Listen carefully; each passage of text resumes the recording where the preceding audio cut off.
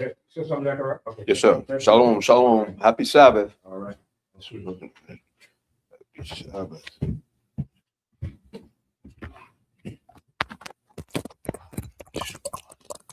All right, shalom, shalom, shalom, everybody. Shalom, shalom. We're going live. We're going now. Shalom to my people. Shalom, all Israel. Foreigners. Shalom to everybody. Happy Shabbat.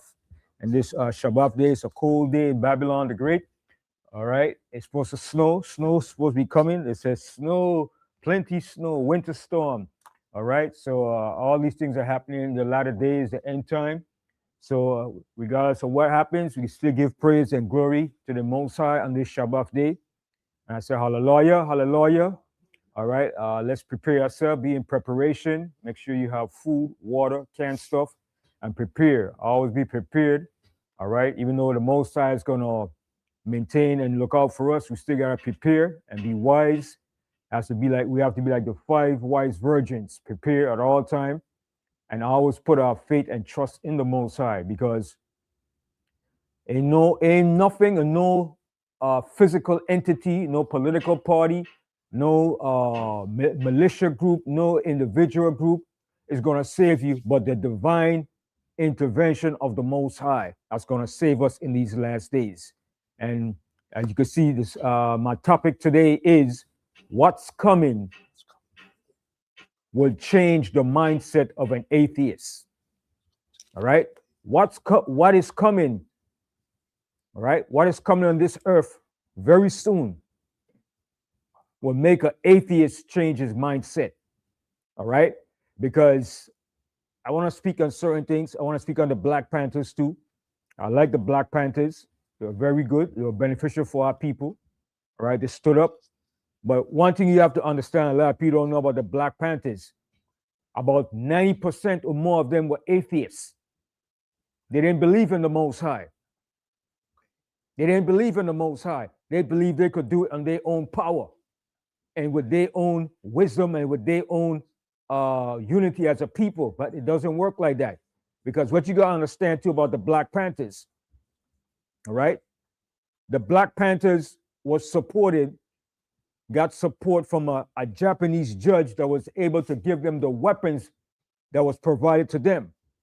All right. A lot of people don't know that. It was a Japanese judge, all right, that supplied the Black Panthers with the weapons that they had. They couldn't just get those weapons just like that. But being that he was a progressive judge and he took up for the cause of the Black Panthers, I think he was in the military too. He was able to provide the Panthers with the weapons that they received. Also, too, I'm not knocking it or destroying the Black Panthers. I like what they did. But the Black Panthers also stood for oppressed people of non-white that were being oppressed by the oppressor, which was the white man. Okay? So you just can't say the Black Panthers are only for Black people. Yes, they were for our people, but they also stood for people that are being oppressed by the same oppressor. Because you have to remember, Fred Hampton joined up with the Brown Berets in Chicago and became a phenomenal unit together. They worked together. It was Puerto Ricans that helped form the Brown Berets with the Black Panthers under Fred Hampton that created one of the strongest movement in that era to fight against the resistance and the oppression of the system of the government. So you can't say the Black Panthers were just only for us African Americans. They stood for some of the oppressed people that are fighting against the same oppressor. Go back and check that. I forgot his name, but he was a well-known Brown Beret that teamed up with the Black Panthers with Fred Hampton in Chicago. Okay, and they achieved a lot. They got buildings, all right. They got certain place of residence to help the people who are being oppressed in Chicago, and they were mainly Puerto Ricans. Okay. I know some people say, oh, the Black Panthers didn't care nothing about Hispanics or Latinos. That's not true. You understand? Yes, they stood for the foundation of their people, but they also stood for those that were being oppressed by the same oppressor. And I gotta understand that. Another thing I want to touch on too, like the FBA groups claim that they're only for Black people. But let me get something straight too, put something out there too. I know it's going to ruffle a lot of feathers. Hip hop originated here in the United States, yes. But the founder of hip hop was who? DJ Herc up in the Bronx, 1520 Cedric Avenue. And where was he from? He was from Jamaica. He was a Benjamite. He started the hip hop movement, him with Scott LaRock. Then after that, Africa Bombada and all these different groups, Grandmaster Flash came in. Yes, hip hop was generated here in America, but it was started by a Benjamite, DJ Herc from Jamaica with the big sound system. Judah was not into the big booming hip speaker system. That came from Jamaica when they were toasting on the mic. Okay, and he brought that here. But being that he couldn't bring that Jamaican culture, he fused it with the Black American culture and hip hop, and he became great with that. So you gotta go back and remember, hip hop was fused by Judah, Black Americans, Benjamin, and Ephraim, Puerto Ricans. You can't isolate those groups. If you do that, you're being intellectually dishonest and biased. It was a collaboration of Black Americans, Judah, and Ephraim. Okay, and some of your top hip hop artists were so-called Jamaicans, Benjamites. Okay, Busta Rhymes. Who else? Slick Rick? No.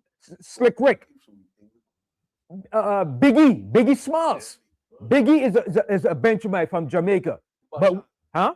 The brother Shine, who took up like a big name. Shine, yeah, he's from Belize. But that's a fusion of Caribbean mixture.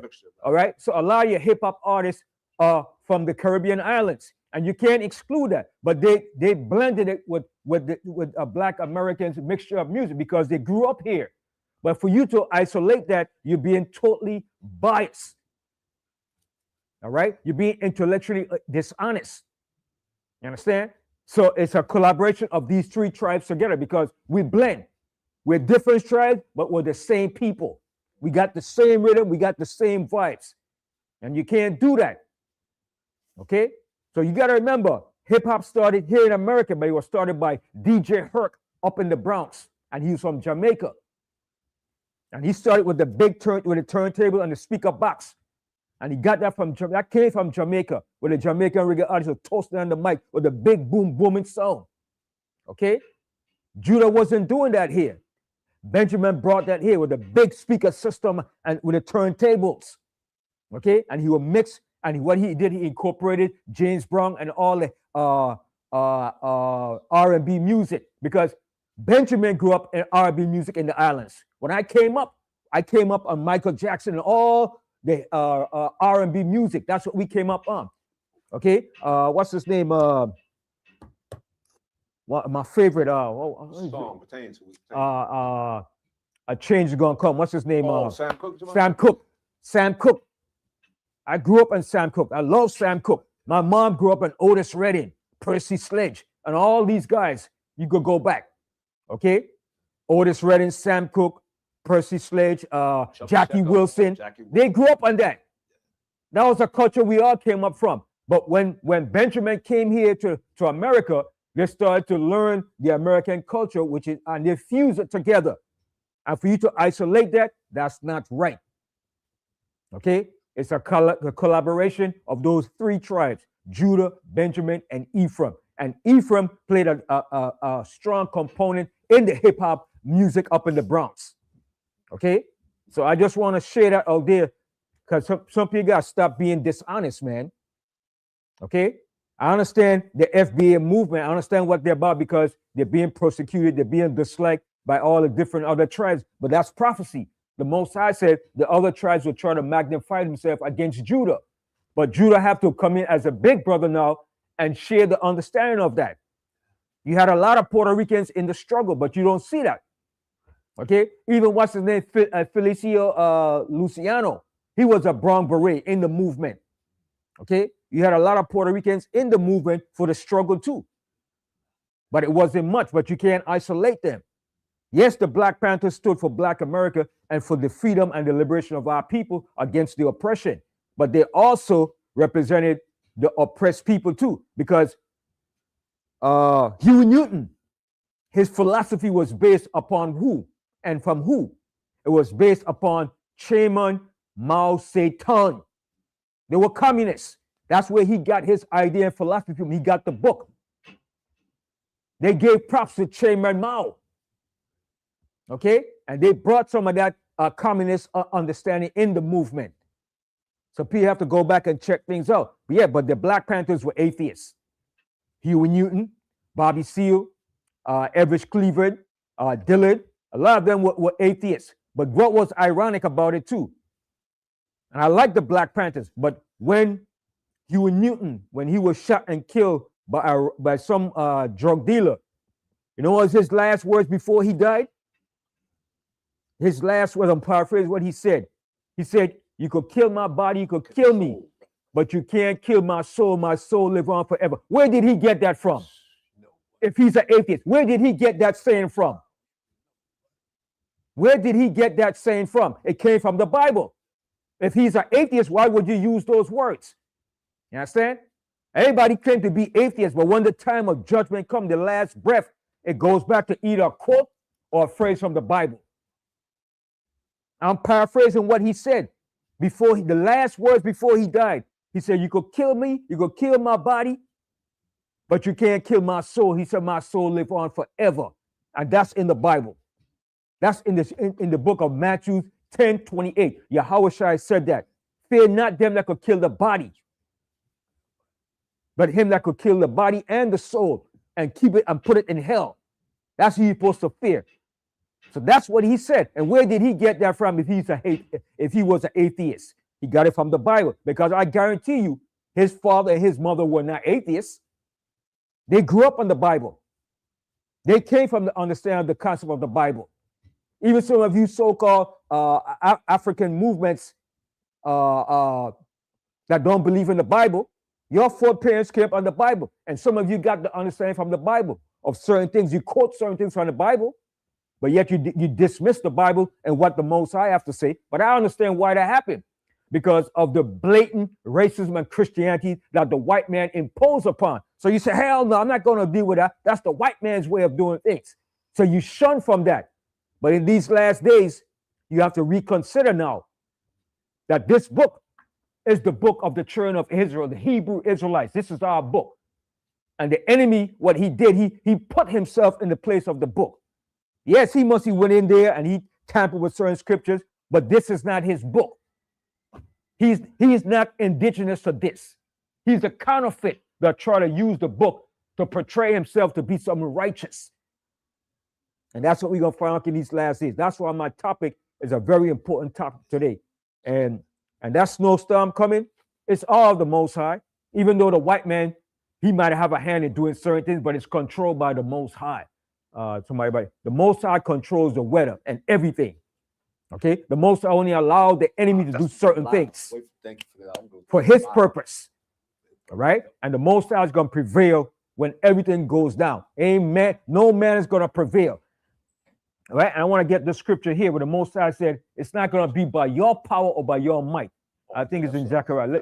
Let me. Not by your power, by your might. I think it's in Zechariah. Yeah, I think it's Zechariah. Get that scripture. Because what's coming down here is not going to be by your might, your power, how much education, how much wisdom you have, how cultural you are, how much you got prepared. It's not gonna work like that. It doesn't work like that.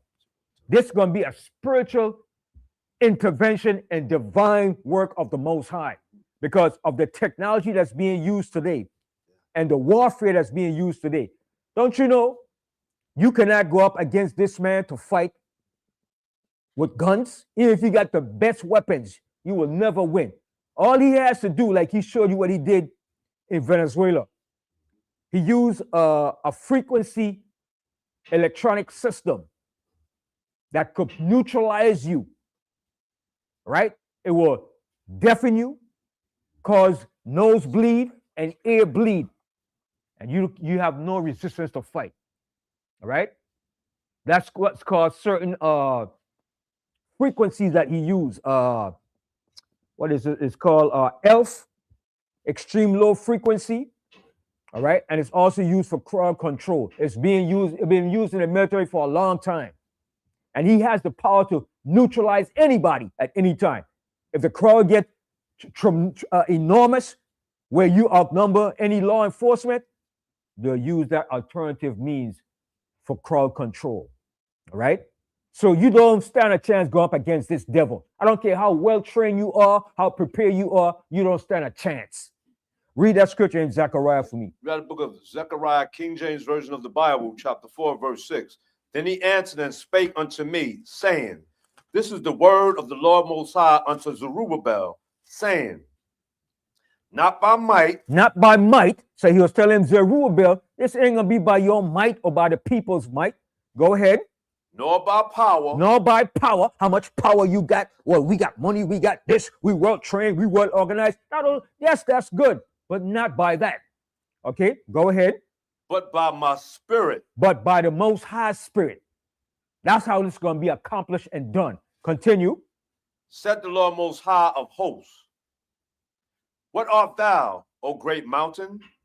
Before Zerubbabel, thou shalt become a plain, and he shall bring forth the headstone thereof with shouting, crying, grace. And this how Zerubbabel was going to be able to rebuild the temple by the Spirit of the Most High. But read that 6th verse again. Read that 6th verse again. Yep. Zechariah chapter 4, verse 6. Then he answered and spake unto me, saying, this is the word of the Lord Most High unto Zerubbabel. This is the word of the Most High to Zerubbabel. Okay? Continue. Saying, not by might, nor by power, but by my spirit, said the Lord Most High of hosts. But by the Most High Spirit. That's how this is going to be done in these last days. Because what's coming upon this earth is hell. 2026 is going to be a hell of a year. Okay? It's going to be a hell of a year. It's going to be some hell. It's going to be, you haven't seen nothing yet, man. We better brace ourselves. That pale horse is riding into town in the book of Revelation, the 6th chapter. That pale horse is riding, baby.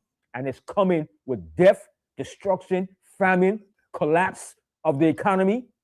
A whole lot of things is coming. And that thing that Trump told you, he's not going to invade Greenland, that's lip talk. He's going to invade Greenland. He's just saying that to disarm the European NATO, to have them so they won't be in uprising and ready. But he's going into NATO. He's going to take Canada, and he's going to go to war. They're going to go to war.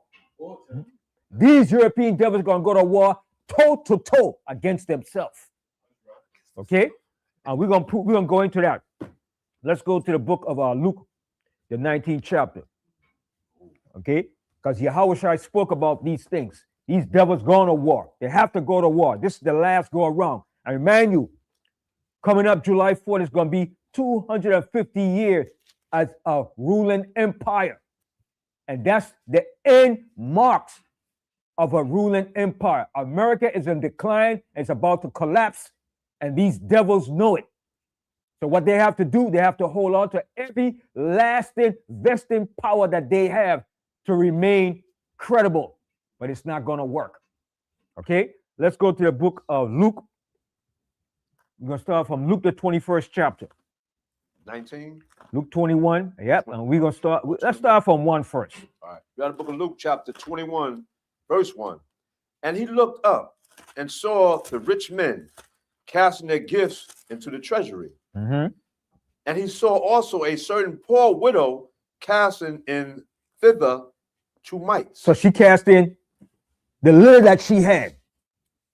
Barely nothing, but she cast that in. But a rich man, rich man doesn't care about humanity. The only thing they care about is themselves, their legacy, their wealth, the city that they build it, and whatever they invest into. They don't care about humanity. They don't give a damn how you live.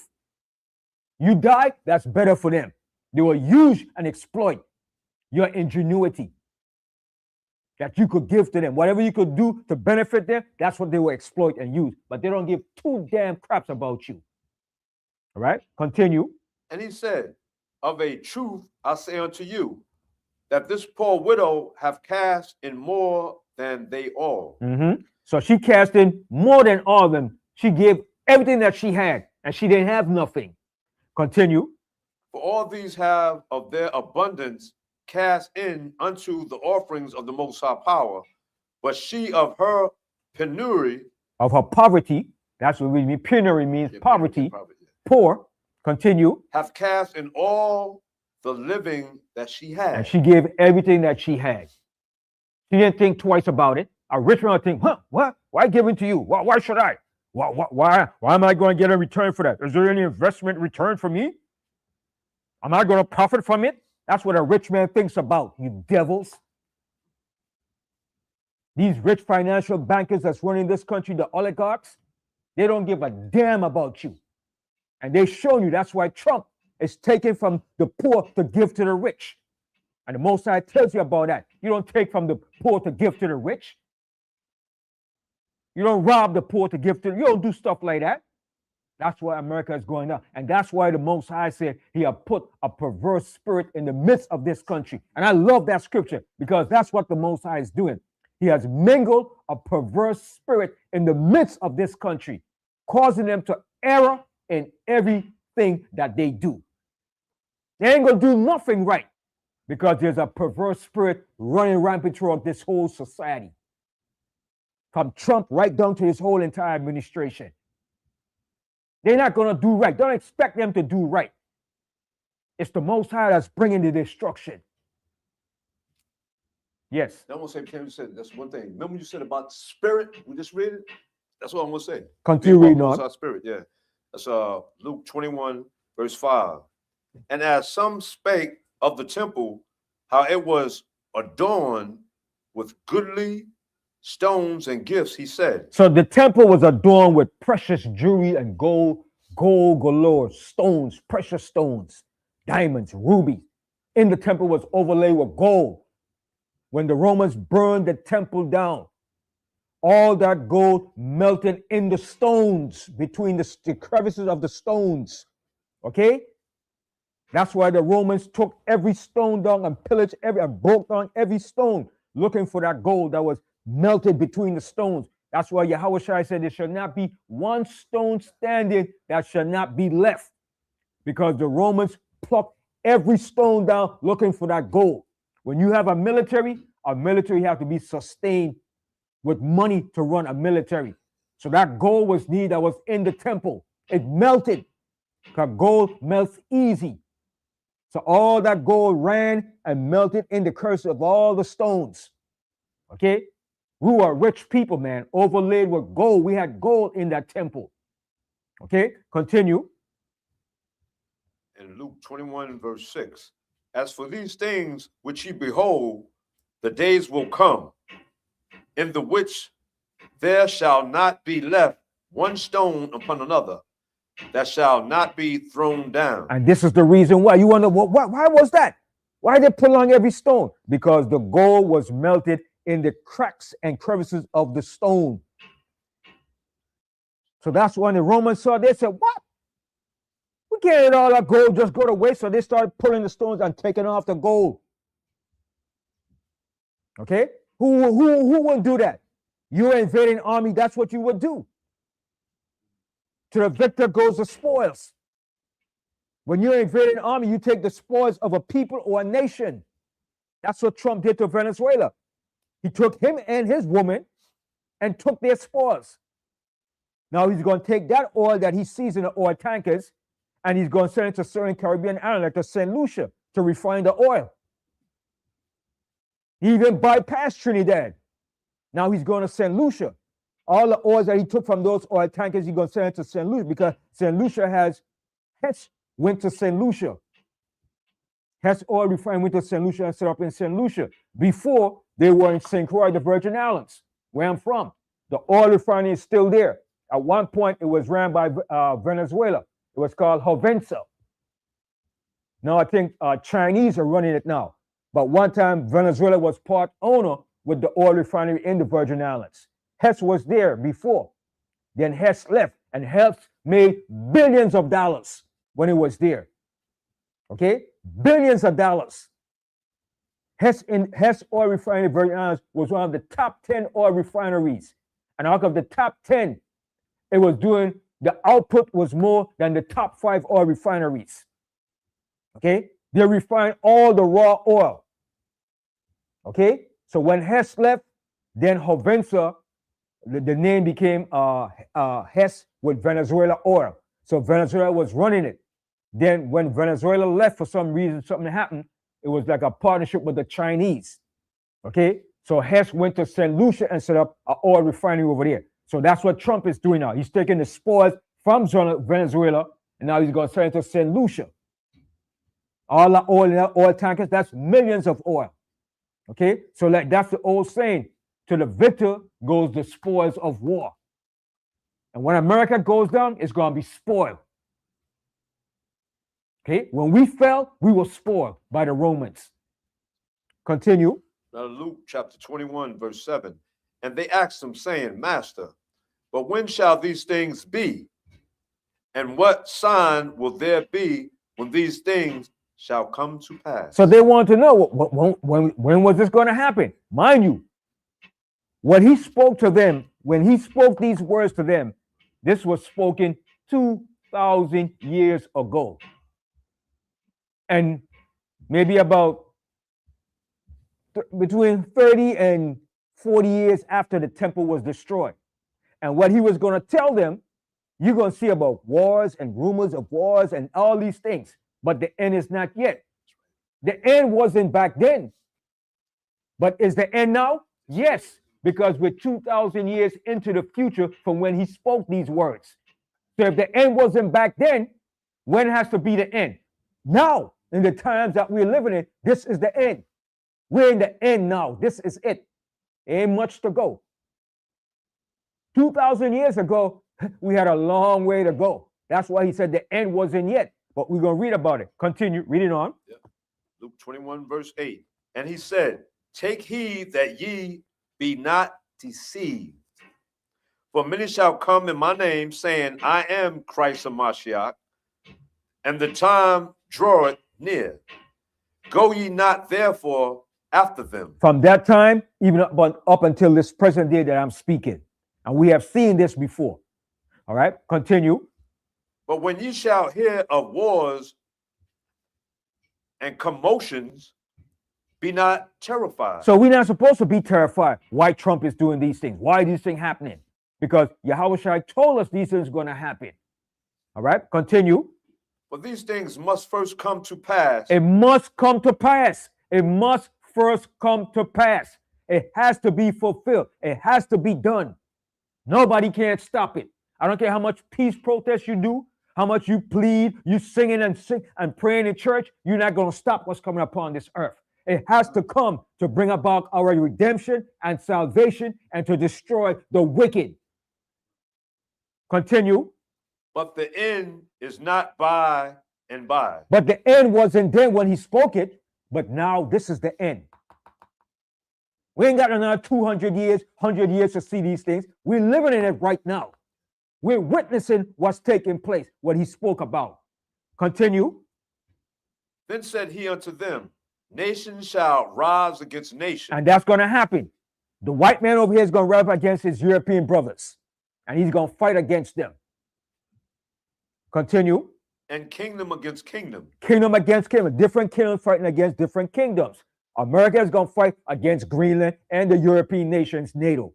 And eventually, NATO and the European nation is going to have the upper hand against America. And the scripture said they're going to burn the whore. They're going to burn this whore. They said they're going to eat her bread. They're going to lay a wound under her. And then they're going to burn this whore. That's the future. That's what's coming.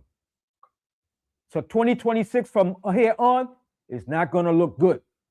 We got to brace ourselves. We ain't seen nothing yet. It's going to heat up. And our faith has to be stronger in the Most High in these last days coming up, man. Like I said, my subject is what's coming is going to make an atheist change their mindset. So if an atheist is going to change his mindset, what kind of mindset do we have to have that's in the faith? It has to be stronger. All right? Continue reading on. Luke 21, verse 11. And great earthquakes shall be in divers places. And that's what's happening. That's what's happening. Continue. And divers places and famines and pestilence. And who? Famines? Famine. We ain't seen no famine. The famine is coming. When this economy collapses, you're going to see famine. Okay? When they start with these tariffs, you're going to see famine. So start preparing now for food. If you have a farm or live backyard, grow your own food. But start preparing again canned goods, perishable canned goods, and keep water. That's the most important thing. Stock up in your little tuna, salmon in the can, and stuff like that. Beans, black beans, red beans. All right? Start preparing for those things. Lentils. Okay? A whole lot of lentils. Lentils go a long way, man. Okay? Lentil beans. Okay? Start preparing, but don't go crazy. But make sure you have enough that you can withstand in case something real tragic goes down. The power line goes down, the grid, a big major storm. Make sure you have those essential stuff. Yes. It's good to fast too. Fast, right. Fasting prepares you for what's coming. Because you're not going to always eat that good meal that you want to eat all the time. I want me a good, square meal. I want to eat. No. You have to start reducing the intake of food to prepare yourself. Okay? And fasting is good. It mentally prepares you and it prepares your whole system. Okay? Some people can't go not even 6 hours without food, talking about they're starving. You're not starving if you don't eat for 8 hours. You're just hungry, but you're not starving. We don't know what starvation is. Okay? Continue. And pestilence. And pestilence, that's coming too. Okay, go ahead. And fearful sights and great signs shall be from heaven. Right. These are signs that's coming from heaven. Storms, winter storms, okay? A whole lot of strange, different phenomena, sightings. All these things going to happen in these last days, in these last minute that we have left. What we experiencing right now is like a woman that's in labor, all right? Let's say she's about 7 to 8 months, and she's going through that period right now. The baby's kicking, she's feeling the pains. Oh! Well, I'm not a woman, so I don't know, but I've been there. I see. I have sisters, I have a wife, and different stuff. My mother. So when she's in that stage, she goes through the pain. She can't do certain things. The baby's kicking. She can feel it. You know what I mean? He's pushing his foot out. He's doing things. So she's going through that stage. That's the stage we're in right now. The stage of giving birth. Okay? And when that baby comes out, man, all right, that's the destruction that's coming for this place. So you could say America now is in the stage of 8 months. She's getting ready to bring forth this little child. Okay? And that child that's coming is death and destruction for this place. That's why Yahushua, the Most High, gives a parable about a woman in travail. Okay? That's the stage that we're in right now with this country. In great travail. All right? Continue. Verse Luke 21, verse verse 12. 12, yeah. But before all these, they shall lay their hands on you and persecute you, delivering you up to the synagogues. And that's what they did to the disciples back then. And it's going to happen again in these last days too. All right, continue.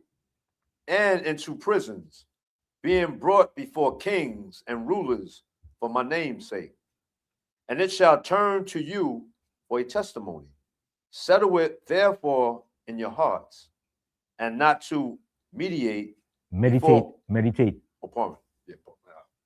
to meditate before what ye shall answer. See? So when that time comes, we don't have to meditate. Oh, I gotta say, it's gonna come. The Most High go, boom! You're gonna put that spirit right in your mind, and you're gonna say what He wants you to say. You're not gonna say your own words, because your own words could get you in trouble. You have to say, "Thus saith the Most High." What the Most High is gonna do. All right? Yes, the Most High is gonna use us, but it's going to be done through the power of the Most High, not our own physical brute power and strength. Continue. For I will give you a mouth and wisdom, which all your adversities shall not be able to gainsay nor resist. Mm-hmm. And you shall be betrayed both by parents and brethren and kinfolks. And that's going to happen in these last days. Some of your own family members and people that you know is going to betray you. And that's the worst thing that could happen to you, when you betrayed by your own loved one and your own family members. But it always starts there, those closest next to you. All right, read that verse again. Luke 21, verse 16. And ye shall be betrayed both by parents and brethren and kinfolks and friends, and some of you shall cause to be put to death. You understand? And somebody's going to cause you to be put to death too. Because when it comes down, everybody doesn't have the same fate. And because they don't have their fate, they're going to say, no, I got no. And they're going to give in. All right? Yes. That will say pertaining to that. Remember now, it's the whole boy's time. If you're not walking in the Most High Spirit, if you're not walking in the plans or in the fate of the Most High, you're going to do anything. You're going to give in. You're going to sell out.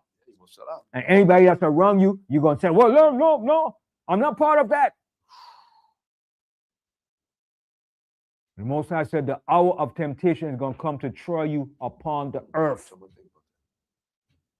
Remember Biden was telling you when he was in office? How do you think Biden knew that? Because Biden knows the plans of what they least. He said, dark days are coming. There's going to be some dark days coming. Why was he telling you that? Because they know what's coming. The elites already told them what's coming, but he couldn't tell you exactly. But he was letting you know dark days are ahead. The dark days are here now. It's coming. And Trump is only speeding up those dark days. Why? Because the Most High allowed him to speed up, to bring the destruction of this place down and to bring our deliverance and redemption. That's what you have to see now. Stop talking about, I'm gonna uphold America. I'm gonna fight for her. No. Sit back and let the Most High do his thing. Don't get involved in that crap. Now, another thing I want to put out there too. A lot of people are saying that ICE was, when ICE was doing all that raid, they were locking up illegal immigrants. That's not true. About 90% or more of the people that ICE locked up were people that was here legally, not illegal. They didn't arrest no illegal people and send them back. Most of the people that they accosted and arrested were here legally. They didn't go and get no illegal gang members. Where's the illegal they arrested? They haven't arrested no illegal gang members or rivals or criminals. They haven't done that. They've been confronting people here illegal. All right? So people have to get that straight. ICE did not arrest no illegal people. All the people that they arrested and accosted were here, people that are here legally. They didn't arrest no rival gang, no dangerous gang. Where are they? Where's the gang members they arrested? Where? I haven't seen it. Right? Ain't no shootout against them. They've been going against people that have been working here, paying taxes, and here legally too.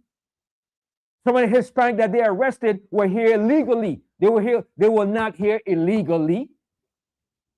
People got to stop putting those lies out. And first of all, no Hispanic is not taking your job. You're not going to do no job no Hispanic is doing.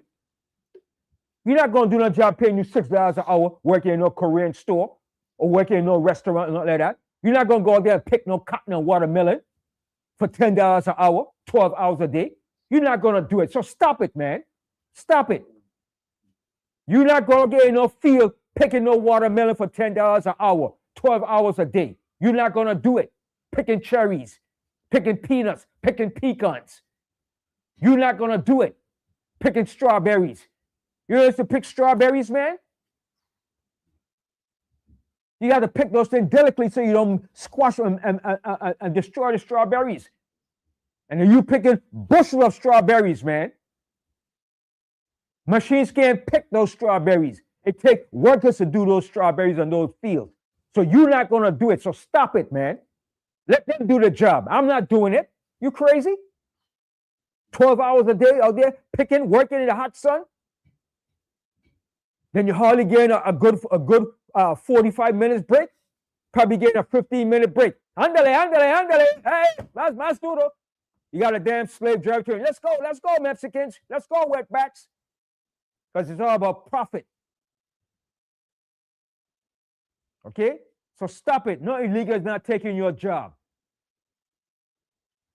All right, read on. Yep, Luke 21, verse 17.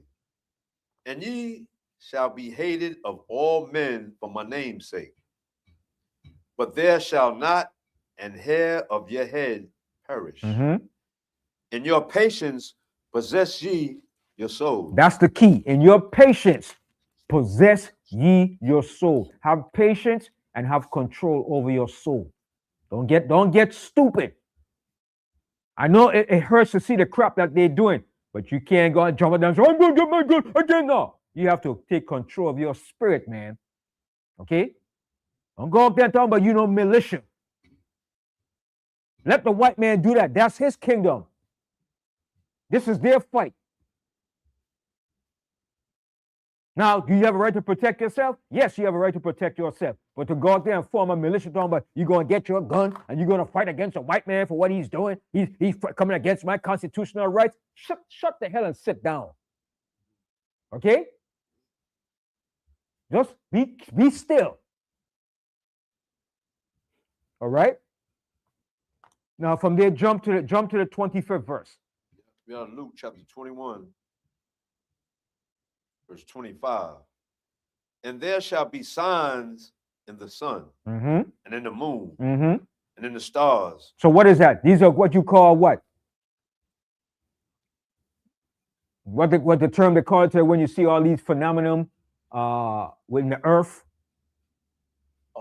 Prophecy? No. Not prophecy. The term that the white man calls them. He calls them a term. Oh, it said Mother Nature? No. He used Mother Nature, but he's another term he used when all these global warming? Not that. Global, he used that to global warming. Was specific one, right? But he used I forgot the term that he used when there's storms, there's hurricanes, there's certain biblical proportion of things. I forget the name that he used. Climate change is one of the words he used. Global warming. It's another term, but it's going to come back to me. So these are all signs, these are environmental catastrophes and things that's going to happen that Yahushua was speaking about. So read that verse again. Yeah, from the top of Luke 21, verse 25. And there shall be signs in the sun, and in the moon, and in the stars, and upon the earth, distress of nations. And that's what the nations are seeing now. Distress upon the nations. All right? And they're not going to stop these distress. Continue. Perplexity. With perplexity. Problems unsolvable. Problems that they cannot solve. All right? With perplexity. All right? Go ahead. The sea and the waves roaring. Storms, typhoons, tsunamis. All right? Men's hearts failing them for fear. And men's heart is going to fail them for fear. We haven't seen no fear yet. It's coming. All right? Men is going to start getting heart attacks when they see what's coming upon this earth. All right? When this collapse kicks in, man, it's going to be some hell, man. All right? Continue. And for looking after those things which are coming on the earth. See? And looking for those things which are coming upon the earth. Wait till this pale horse start riding. He's riding, but he hasn't reached into town yet. He's galloping his way in. He's coming. He's riding in. He might be here very soon. Okay? Guarantee you that pale horse is coming. Read on. For the powers of heaven shall be shaken. See, the powers of heaven going to be shaken. The elites, their rulership, their power, everything's going to be shaken. It's going to shake them up too. That's why they got their fallout shelters and bunkers prepared for when these things happen. You think they don't know what's coming? They know what's coming. Hold that. Come back right here. Hold that and go to Isaiah, the 2nd chapter.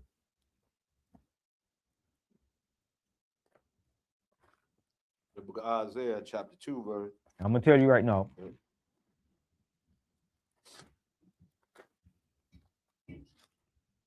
Isaiah 2, And we're gonna start here from 17.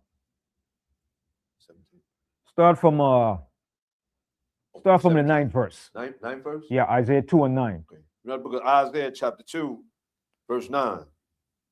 And the mean man boweth down. The mean man meaning the cruel, the vicious, the greedy. The mean man boweth down. Go ahead.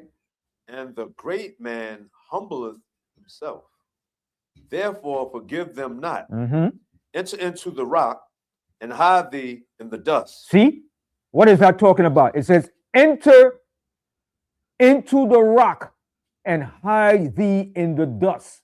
What is the rock? About what you just talking about, right? The bunkers and stuff. Right. The rock is the bunkers and the fallout shelters they have underground. They're preparing for this because they know it's coming. Trump is preparing for it. The elites are preparing for it. They know what's coming.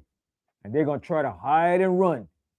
But the Most High said he's going to get Leviathan and he's going to get everything to grab them up and bring them out. The Most High said they try to hide themselves in the Mount Carmel. They say his hand is going to drag them out. And they're going to the bottom of the sea. He's going to get Leviathan to drag their behind out. They could run, but they can't hide. They're going to slavery. They're going in chains and they're going in shackles. Every last one of them. Read that verse again. Read from the top of 2, Isaiah chapter 2, verse 9. And the mean man. No, read 10. Read 10. Read 10, okay, 10, okay. We got Isaiah 2, verse 10. Enter into the rock and hide thee in the dust. For the fear of the Lord Most High and for the glory of his majesty. For his majesty that he's coming with the power. Yes, Judah. Yes, man. Shalom. Shalom. You know, even Esau shows it in some of his pictures, but he don't put it in the name of the Father, where he showed a cracket and the gate of the cracket open. Yeah. That's I'm referring to. Yeah. All right. Go ahead. The lofty looks of man shall be humbled. See, that proud look of man is going to be humble in that day. All you atheists talking about there ain't no God, I don't believe no God. Are you agnostic? You're going to be humble in that day. You haven't seen nothing yet, man. Continue. And the haughtiness of men shall be bowed down. See, the haughtiness of men shall be bowed down. All the haughty, proud look and talk, that's going to be bowed down in that day, man. Continue. And the Lord Most High alone shall be exalted in that day. For the day of the Lord Most High of hosts shall be upon everyone that is proud and lofty. You see that? It's going to be upon everyone that's proud and haughty. Continue. And upon everyone that is lifted up, and he shall be brought low. Yeah, you think you up on high, you got the most prestigious job, you went to the most car, you got money. Oh, look at me. You're going to be brought down in that day. You're going to be brought down just like the poor man, and even worse. Because the poor man going to have a chance in that day. You rich bastards, there ain't no future for you. Ain't no future for you. You're going down. The Most High said, woe to you, rich men. You have heaped riches for the last time. Continue. Verse 13. And upon all the cedars of Lebanon that are high and lifted up, and upon all the oaks of Bashan. Why is the Most High comparing people to like the cedars of Lebanon and the oaks of Bashan? Because these trees stand upright, they're strong, they don't bow down. So he's referring to people that's, oh, I'm so high and mighty and exalted that you could never fall, but you're gonna fall. You coming down. You rich elite bastards, you bankers, you coming down, saith the Most High. Continue. And upon all the high mountains, and upon all the hills that are lifted up, and upon every high tower, and upon every fenced wall, and upon all the ships of Tarshish. Yeah, all the great ships that you have out there, your big ocean liners, your big oil tankers, all that is going to be brought down. You're going to lose it. Continue. And upon all pleasant pitches, and the loftiness of man shall be bowed down. See, the loftiness of man shall be bowed down. You're going to be brought down. You're going to bow down, man. Continue. And the haughtiness of men shall be made low. See, and the haughtiness of men shall be made low. The Most High is telling you, he's reinforcing what he's saying because he's going to make it happen. Continue. And the Lord Most High alone shall be exalted in that day. Only the Most High alone, the angels, going to be exalted in that day. Ain't no military power, no military general, no nuclear weapon that you got. Talking about we got the most advanced military in the world. We can nuke you. That's gonna be shut down, you punk. Read on. And the idols he shall utterly abolish. All your idols gonna be totally destroyed. Continue. And they shall go into the holes of the rocks. See, the Most High is telling you again, you're gonna go into the holes of the rocks. You're going to your underground bunkers, fallout shelters, your most exclusive, well-protected underground shelter that you have in those mountains. You're going to go into those things. The Most High is showing you right here. Read that verse again. Isaiah 2, verse 19. No, verse 18. No, 19. 19, okay, 19. And they shall go into the holes of the rocks and into the caves of the earth for fear of the Lord Most High. For what? For fear of the Lord Most High. For the fear of the Most High that he's going to bring upon this earth. Understand? And we're going to fear too, because the prophet Habakkuk said, he feared. When he saw what came, he said, rottenness entered into his bones. He said he wished he could rest in that day for the destruction that the Most High is going to bring on this earth. So you atheists, you don't even stand a chance. That's what I'm telling you. If you're a black atheist, you better start repenting now. And even you white atheists, you're going to be seeking the Most High in that day. You're going to be running, seeking, oh my God, is this happening? Yes, it's happening. Like I said before, Huey Newton, his last words before he died, when the guy killed him, his last breath, he said, you could kill my body, you could kill me, but you can't kill my soul. I live forever. What are you doing saying those words if you are atheist? You don't believe in God. All right, read on. Verse 2, Isaiah 2, verse 19. No. Yeah, read 19 again. Yeah, 19 again. Isaiah 2, verse 19. And they shall go into the holes of the rocks and into the caves of the earth. The caves represent the shelters, the fallout shelters, the bunkers. Okay? And well-fortified caves. In Europe, they have them too. Well-fortified with steel doors, man. So I think it takes what, 10 minutes or something to close that steel door. And once it closed, not even a nuclear bomb could affect it. All right? But in that day, that ain't going to help you in that day neither. But they're going to try to hide out after the destruction and come back and say, is there anybody there? Anybody alive? They're going to call to the nobles, like the scripture said. They're going to call back to the nobles. Is anybody there in America? And then they ain't going to hear no response. Yeah, Judah. Yeah, it might be a damn tomb. But the scripture tells you they're going to call back to the nobles to find out if anybody's still alive after the destruction. It's in Isaiah 34. I'm going to read that too and show you. The Most High got everything here about what they plan to do and what they're going to do. Because, like I said, what's coming upon this earth is not going to be beautiful. It's going to be some hell of a days, man. The Most High is going to have to be in our prayers every single day. And we're going to have the Most High to have that protective hedge around us in these last days, man. Continue. For the fear of the Lord Most High and for the glory of his majesty, when he ariseth to shake terribly the earth. What the Most High is going to do, and the angels, when he ariseth to shake terribly the earth. What is man going to do in that day? All right, read on.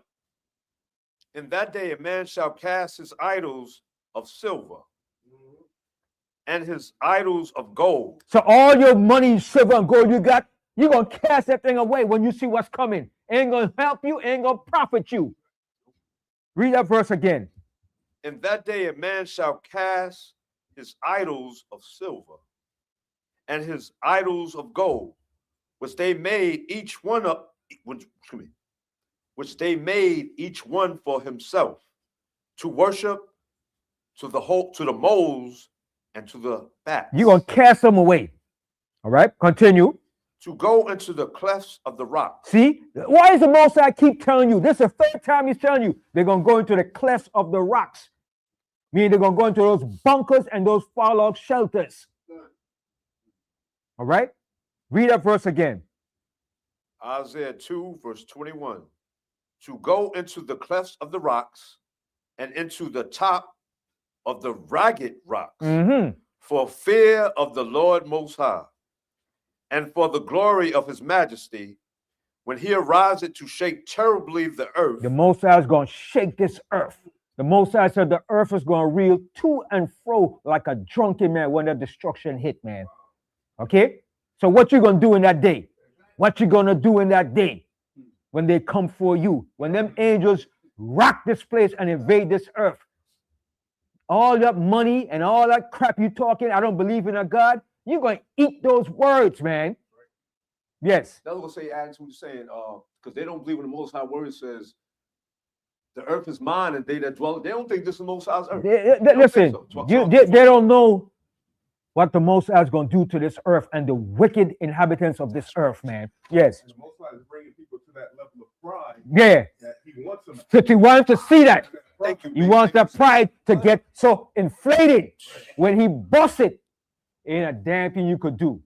Read that verse again. I love the Most High what he says, man. Isaiah Read that. 2, verse 20 again. 20. 21. Yeah, well, 21, pardon me. To go into the clefts of the rocks and into the tops of the ragged rocks, for fear of the Lord Most High. These are all fallout shelters and bunkers, well secure, man. Only for the ruling elites, the bankers, the plutocrats, the oligarchy, and maybe a few senators. But some of you congressmen, you regular politicians, you won't stand a chance. Mayor, he might even stand a chance. They might leave your ass out there. A governor, they might leave you too. That's only for the big financial bankers, the Federal Reserve, the chairmen, the ruling elites, the oligarchs, and maybe Trump. But he gonna leave his administration out there. He gonna say, fend for yourself. Okay? They're not taking no Negro. Talking about, I love you, Trump. I love you, Mr. Trump. They're leaving your Negro ass right here, you damn coon Sambo. Continue reading on. To the verse 21 again. To go into the cleft of the rocks and into the top of the ragged rocks for the fear of the Lord Most High, and for the glory of his majesty. For the glory of his majesty that he's bringing. Continue. When he arises to shake terribly the earth. When he arises terribly to shake this earth. Go ahead. Cease ye from man, whose breath is in his nostrils. For wherein is he to be accounted? So the Most High is saying, what is man? Who is man? Man ain't nothing. Cease ye from man, whose breath is his nostril. Because you can't even control your own breath. If the Most High take away the oxygen, what could you do? You can't do a damn thing. You be turning blue, your eye bulging out your head. So stop it. Stop it, people. Stop it. But the Most High love to see how the arrogancy of man is when he brings that pressure.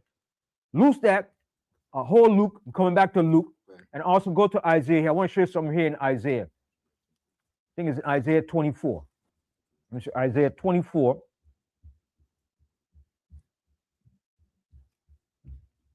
And start here from Isaiah 24.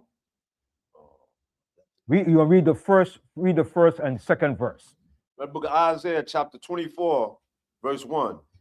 Behold, the Lord Most High maketh the earth empty. And the Most High is going to make this earth empty with the destruction that he's going to bring. Go ahead. And make it waste. And he's going to make it waste. Go ahead. And turn it upside down. He's going to turn this earth upside down. He's going to renew this earth. Get rid of all the destructive pollutant chemicals and everything that's destroying this earth. He's going to turn it upside down. Just like when you turn up your soil upside down and you change the soil to rejuvenate and change it, the Most High going to turn this earth upside down and cleanse it. Yeah. And that refers also to gravity. Yeah. Right. The Most High is going to shift everything up. And he's going to turn this thing upside down so he can remake it over again because this earth is polluted. It's destroyed. Continue. And scattereth abroad the inhabitants thereof. Go ahead. And it shall be as with the people. It's going to be with the people. Go ahead. So with the priest. It's going to be with the priest. Go ahead. As with the servant. It's going to be the same thing with the servant. Go ahead. So with his master. So with his master. Go ahead. And with the with the maid. So with her mistress. As with the buyer. Go ahead. So with the seller. As with the lender. So with the borrower. As with the taker of usury. So with the giver of usury to him. So everybody's going to be affected by this. Ain't nobody's escaping this. Read the next verse. The land shall be utterly empty and utterly spoiled. For the Lord Most High hath spoken. The Most High have spoken this word. The Most High have spoken it. And I stand by that and I die with that. The Most High have spoken this word. Now jump down here to the 13th verse. Isaiah chapter 24, verse 13. When thus it shall be in the midst of the land among the people, there shall be as the shaking of an olive tree. You see, when you shake an olive tree to shake the olives off the tree, the Most High has given an example what's going to happen when he comes back and he rocks this earth. When those nuclear bombs are ignited and set off.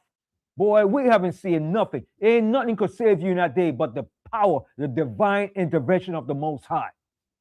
Okay, go ahead. And as the gleaning grapes, when the vintage is done, they shall lift up their voice. They shall sing for the majesty of the Lord Most High. They shall cry aloud from the sea. Wherefore, glorify ye the Lord Most High in the fire. Glorify the Most High in the fire that he's going to bring. Because it's coming for what? Your deliverance, your justice, your freedom, your liberation. That's what's happening. That's what's coming. Go ahead. Even the name of the Lord Most High, omnipotent power, is Israel in the isles of the sea. Go ahead. From the uttermost parts of the earth have we heard songs, even glory to the righteous. But I said, my leanness, woe unto me. The treacherous dealers have dealt treacherously. And who are the treacherous dealers? This so-called white man. Along with the rulers, the oligarchy, the financial bankers, the politicians. They too. They involved in this too. Your historians. They involved in this crap too. Yes. That's why that Edomite shot that bank owner. Yeah. Because he knows. Yeah. They're all part of this corruption and evil that's going down. All right. Continue.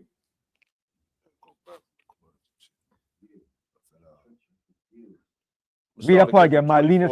24 verse 16 again. Let's read. Okay. Read 16 again. Yes, sir. It says, from the utmost part of the earth have we heard songs, even glory to the righteous. And that's the songs we're going to be singing to the Most High in that day. We ain't going to be singing no stupid damn hip-hop rhythm R&B music. We're going to be singing to the Most High. Thank you, Most High. Praise Him for his deliverance. Hallelujah, Most High. We praise you, oh Most High. We ain't going to be singing a stupid song with Nicki Minaj crap. Or no stupid dumb rapper Lil Wayne. We ain't going to sing none of those songs. None of those songs going to be found in your mouth in that day. Continue. But I said, my leanness, woe unto me. The treacherous dealers have dealt treacherously. Yea, the treacherous dealers have dealt very treacherously. And they have dealt very treacherously with us and with the people in the earth, but mainly with us. And the Most High is going to return it back unto them. And you've seen it now. It's happening slowly, as surely as you wake up every day, you're seeing something happening. Continue. Fear and the pit. Fear and the pit. That's what's coming. Go ahead. And the snare. And the snare. Go ahead. Are upon thee, O inhabitant of the earth. And that's what's coming upon this earth. Fear and the pit and the snare are upon thee, O inhabitant of the earth. Fear and destruction is coming, man. Okay? Read on. And it shall come to pass that he who fleeth from the noise of the fear shall fall into the pit. What's the noise of the fear? The destruction from that nuclear destruction. When the angels come to take this earth down, when they come to invade it, you're going to hear that trumpet signaling. All right? You first, well, as a matter of fact, you might hear the alarm signal going off here. Yeah. All right? But the angel's going to sound that trumpet, man. It's going to be a sound that you have never heard in your life. And when you hear it, you're going to know it's coming from the Most High. Then the devil here is going to sound his alarm.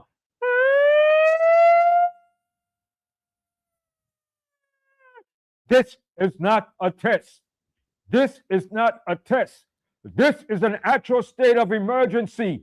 The United States of America is under attack from unseen forces. Unseen forces. Boy, you're going to hear your phone going off, your TVs.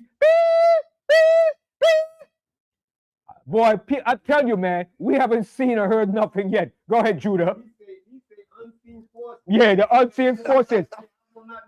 Yeah. The Most High is going to bring it to them, man. Listen, man.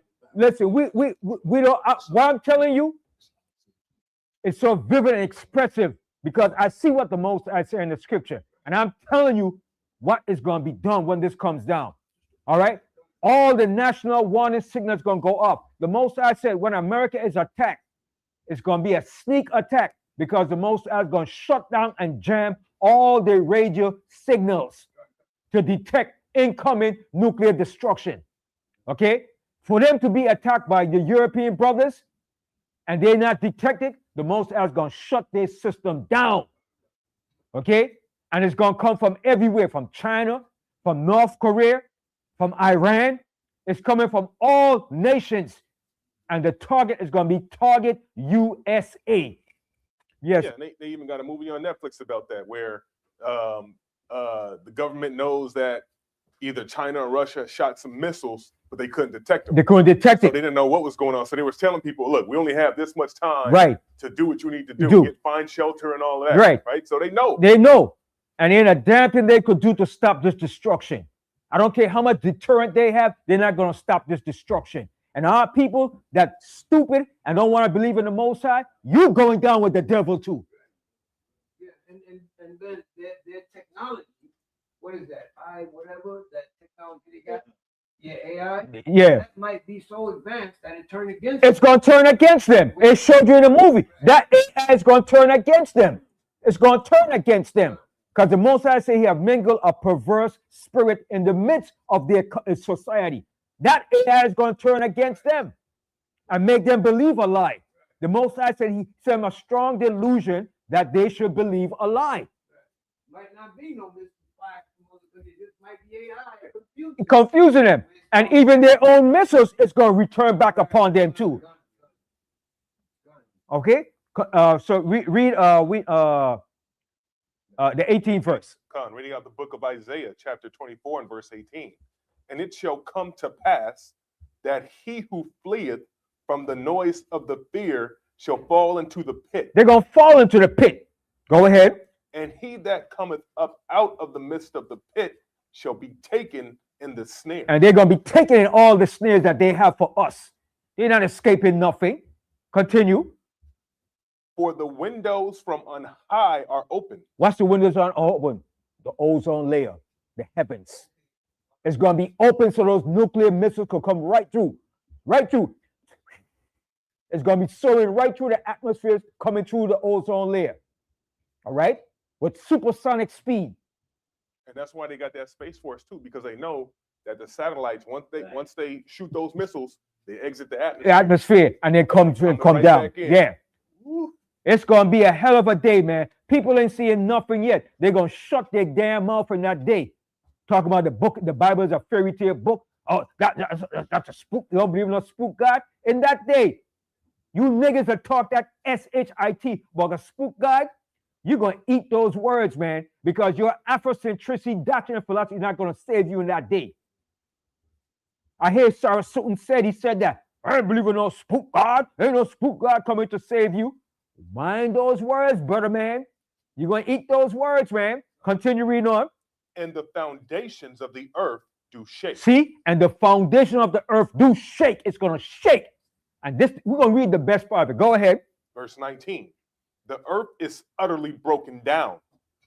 The earth is clean dissolved. The earth is moved exceedingly. The earth is going to move exceedingly. Finish reading that. Finish reading that, Ainwa. Yeah. That's back in verse 19. Mm-hmm. The earth is utterly broken down. The earth is clean dissolved. The earth is moved exceedingly. And read 22. Mm-hmm. Verse 20. The earth shall reel to and fro like a drunkard. See? You ever see a drunken man, how he staggers and walk? That's how the earth is going to reel to and fro when those bombs hit it. The earth is going to reel to and fro. It's going to move it off its axis. Okay? We haven't seen what's coming, man. That's why I said, man, my topic that I said, what's coming? You atheists is going to change your mindset. You haven't seen or heard nothing yet. All right? Yes. You know how to glory be to Yahweh, he's so awesome. He put it in, remember that song? And you ain't seen nothing yet. Right. All right. Finish reading that for me, Ainwa. Yeah. Read up 20 verse again. Come, verse 20. The earth shall reel to and fro like a drunkard, and shall be removed like a cottage. It's going to be removed like a cottage. You ever see how a cottage is just blowing off? Go ahead. And the transgression, therefore, shall be heavy upon it, Mm-hmm. and it shall fall and not rise again. And it's not going to rise again. America is not going to rise again, baby. It's over. Okay, go ahead. Verse 21. And it shall come to pass in that day that the Most High shall punish the host of the high ones. Who is that? The ruling elites of this society. All the top oligarchs, the unseen rulers behind the shadow government. The Most High is going to punish their behinds. Read on. That are unhigh, Mm-hmm. and the kings of the earth upon the earth. The kings of the earth, Trump and whoever is there next. But I think Trump is going to be there for the destruction. That's just my opinion. Mm-hmm. Okay, I'm not saying that prophetically. This is just my opinion. He might be there for the destruction. But whoever is there in that destruction, they're going down too. Continue. Verse 22. And they shall be gathered together as prisoners are gathered in the pit. Woo! Hallelujah. Praise the Most High. Okay? I can't say that no more. Praise the Most High. Read that verse again. Con. And that is going back into verse 22. And they shall be gathered together as prisoners are gathered in the pit, Mm-hmm. and shall be shut up in the prison. And they're going to be shut up in the prison. They're going to be rounded up. Just like they round up everybody now. They're going to be rounded up. You damn devils. Go ahead.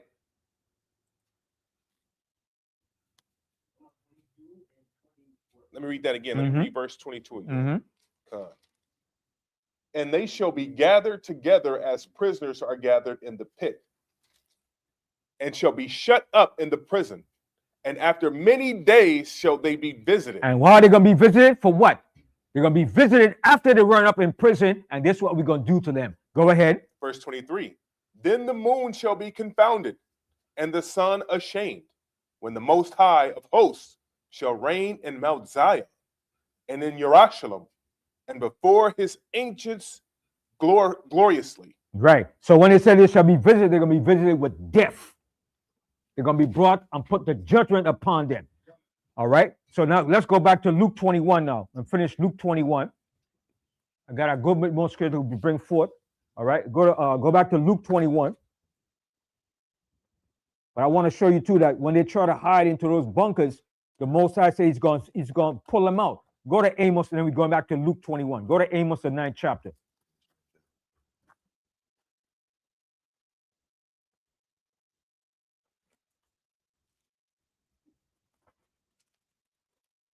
Book of Amos, chapter 9. Amos chapter 9, and we're going to start here. Start from the first verse. Amos 9 and 1. Yep. Book of Amos, chapter 9, verse 1. I saw the Lord out of one stand upon the altar, and he said, smite the lintel of the door. So when he says smite the lintel, that's judgment. Smite it. Like he told to put the blood in the lintel in Egypt, that's death and destruction that's coming. Read on. And the post may That upon me. That the post may shake. See that the post may shake. Go ahead. And cut them in the head, all of them. And our Most High will slay the last of them with the sword. Mm-hmm. He that fleeth of them shall not flee away. So you're going to have somebody at least try to flee and hide and run, but they're not going to escape.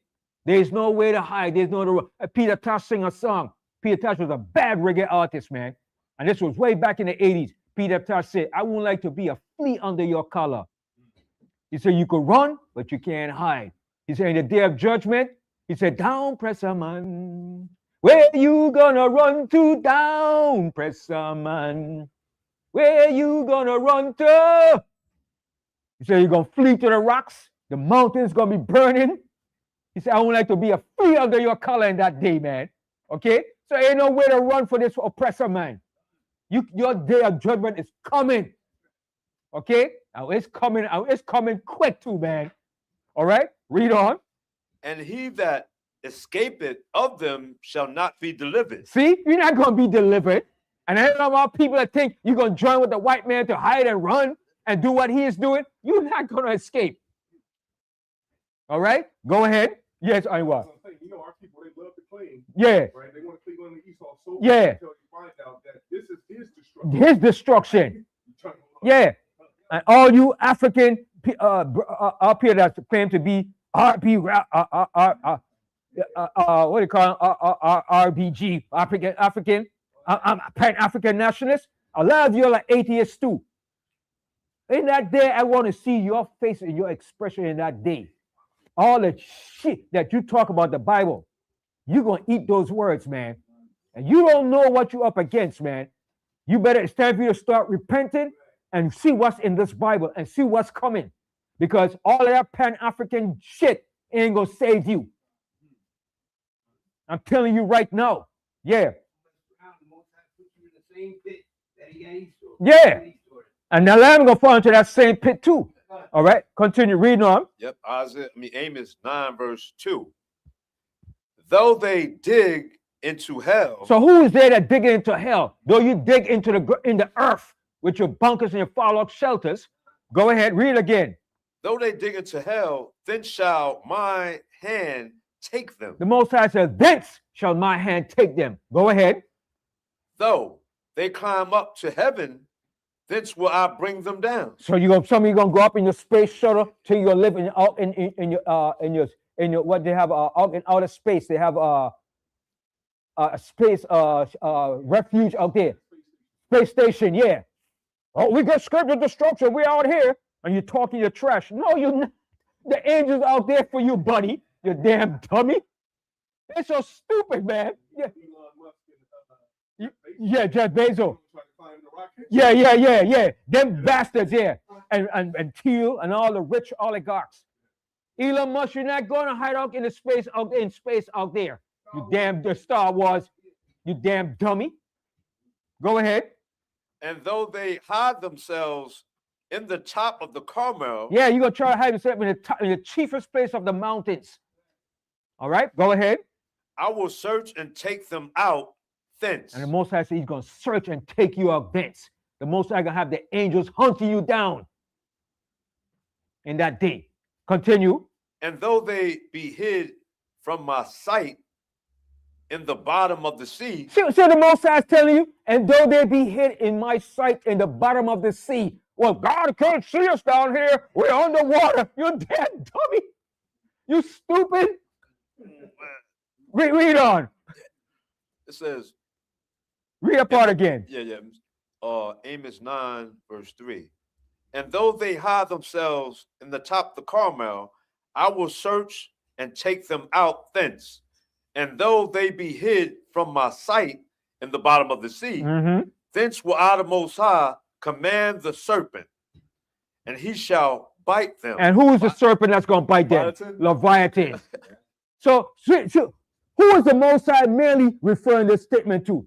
The Most High said, and it says, and though it says, and though they be hid from my sight in the bottom of the sea. Who goes in the bottom of the sea? Do black people do that? Nope, you don't do nothing stupid like that. It's only Europeans do that crap. Going to the bottom of the sea in some capsule, in some going down 10,000 feet. You damn dummies. Remember a couple of them did a couple of years back and exploded? Boom. Yeah. You dummies. You can't hide from the Most High. The Most High said his eyes are 10,000 times brighter than the sun. The Most High said you could go to the depths of the hell and he still sees you. All right? So the Most High said he's going to send Leviathan to pluck your behind out. Now go back to Luke 21. Luke 21, and we left off in here in the 26th verse. Luke chapter 21, verse 26. Oh yeah, I knew he was gonna go to scripture.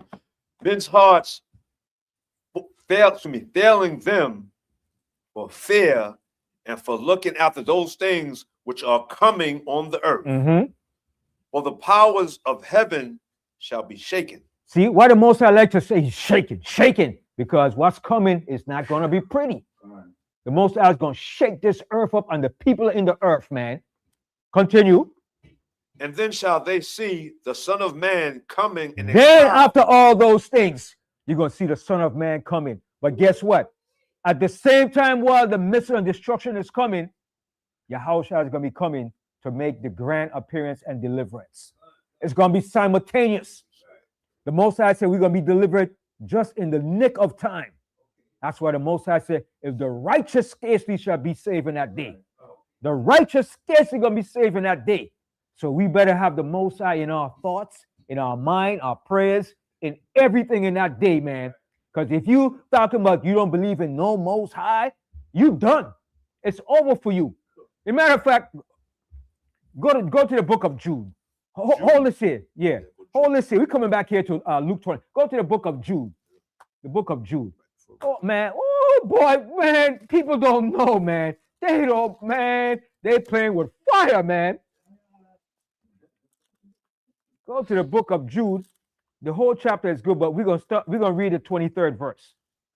23rd from 123? It's only one chapter. Yeah, right. It's only one chapter, right? About. We're in the book of Jude, chapter 1, verse 23. Mm-hmm.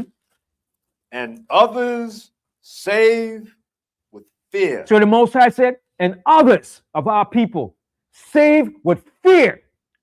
Let that fear of the Most High go into them. That the Most High ain't no joke. Because a lot of people talk, I don't fear nobody. You're going to fear the Most High. The Most High said, fear me. That's what we got to fear.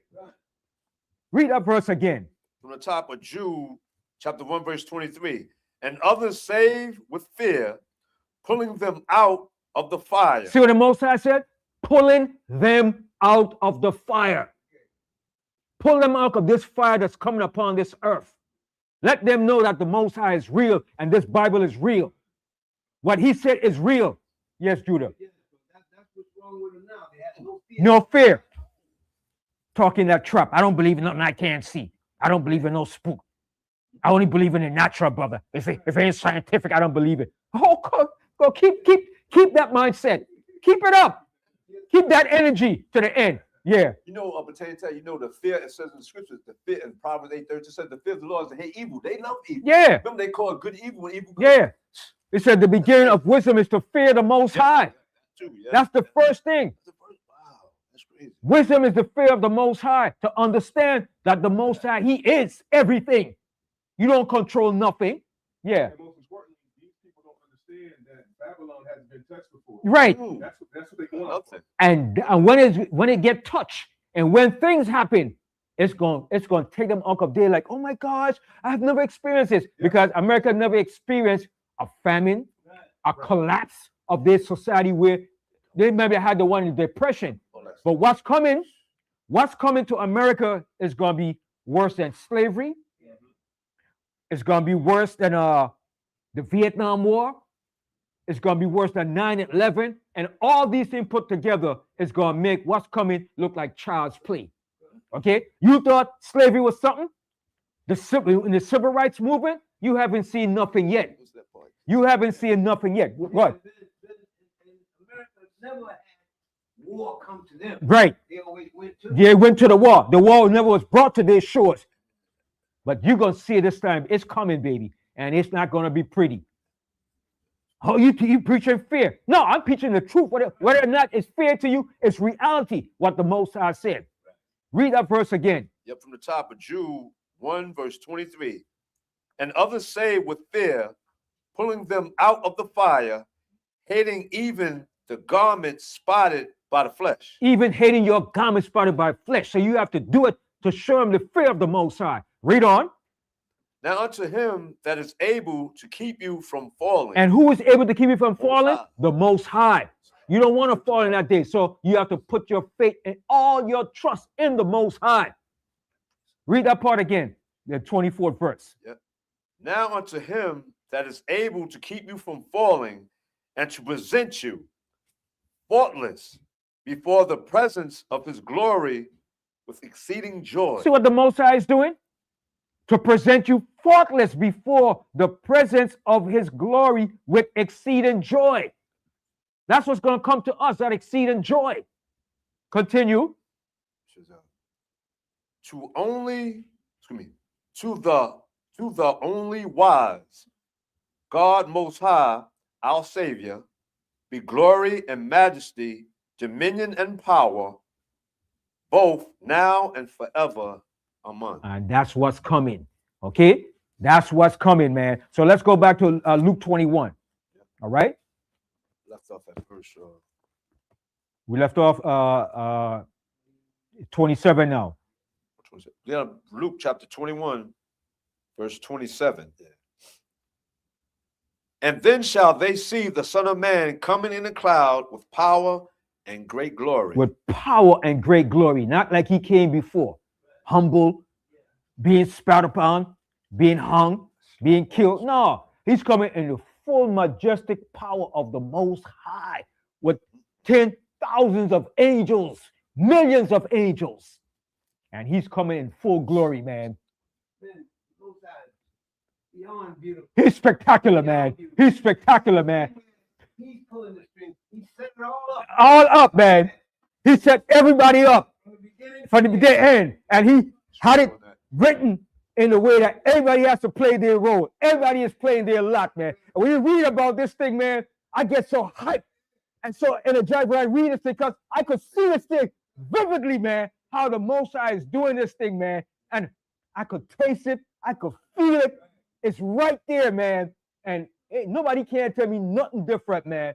There ain't nobody, man, could say, brother, you believe a lie. That's a myth. Listen, you're wasting your time, brother. I'm in tune to this. I'm locked in. And I know this thing. Ain't no belief. I'm beyond belief, man. I know this, man. My faith is tied into this thing, man.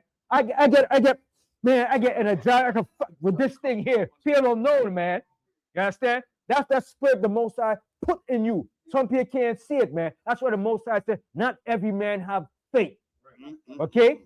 And man, you gotta love the Most High and to see what the Most High is gonna do. He's showing us. He's laying out his plan, what he has in store for us, man. And it took years, but it's finally coming to fruition now. Yeah, and what? Yeah. Yeah. Yeah.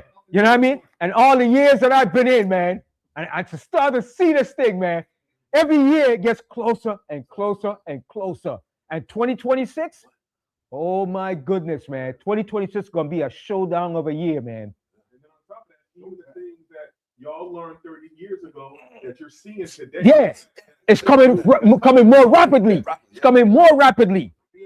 Yeah. I won't say pertains to that. You know, in Isaiah, I think it's 46:10, or what you're speaking about, when he said he declared the end from the beginning. So now, what Yahweh Shai, remember Yahweh Shai saying, not yet, but now someone say, yeah. So much, so and I mean, so man, good, some people, man, get on the horse, man. Yeah. Ride this horse before it's too late, man. Too late. Days of Noah. Too late. All right, read on. Yep, Luke 21, verse 28. Mm-hmm.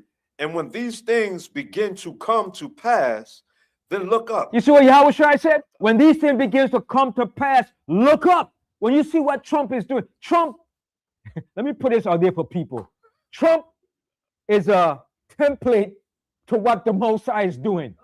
Whatever he is doing because the Most High wants him to do it. And he's showing the signs through Trump.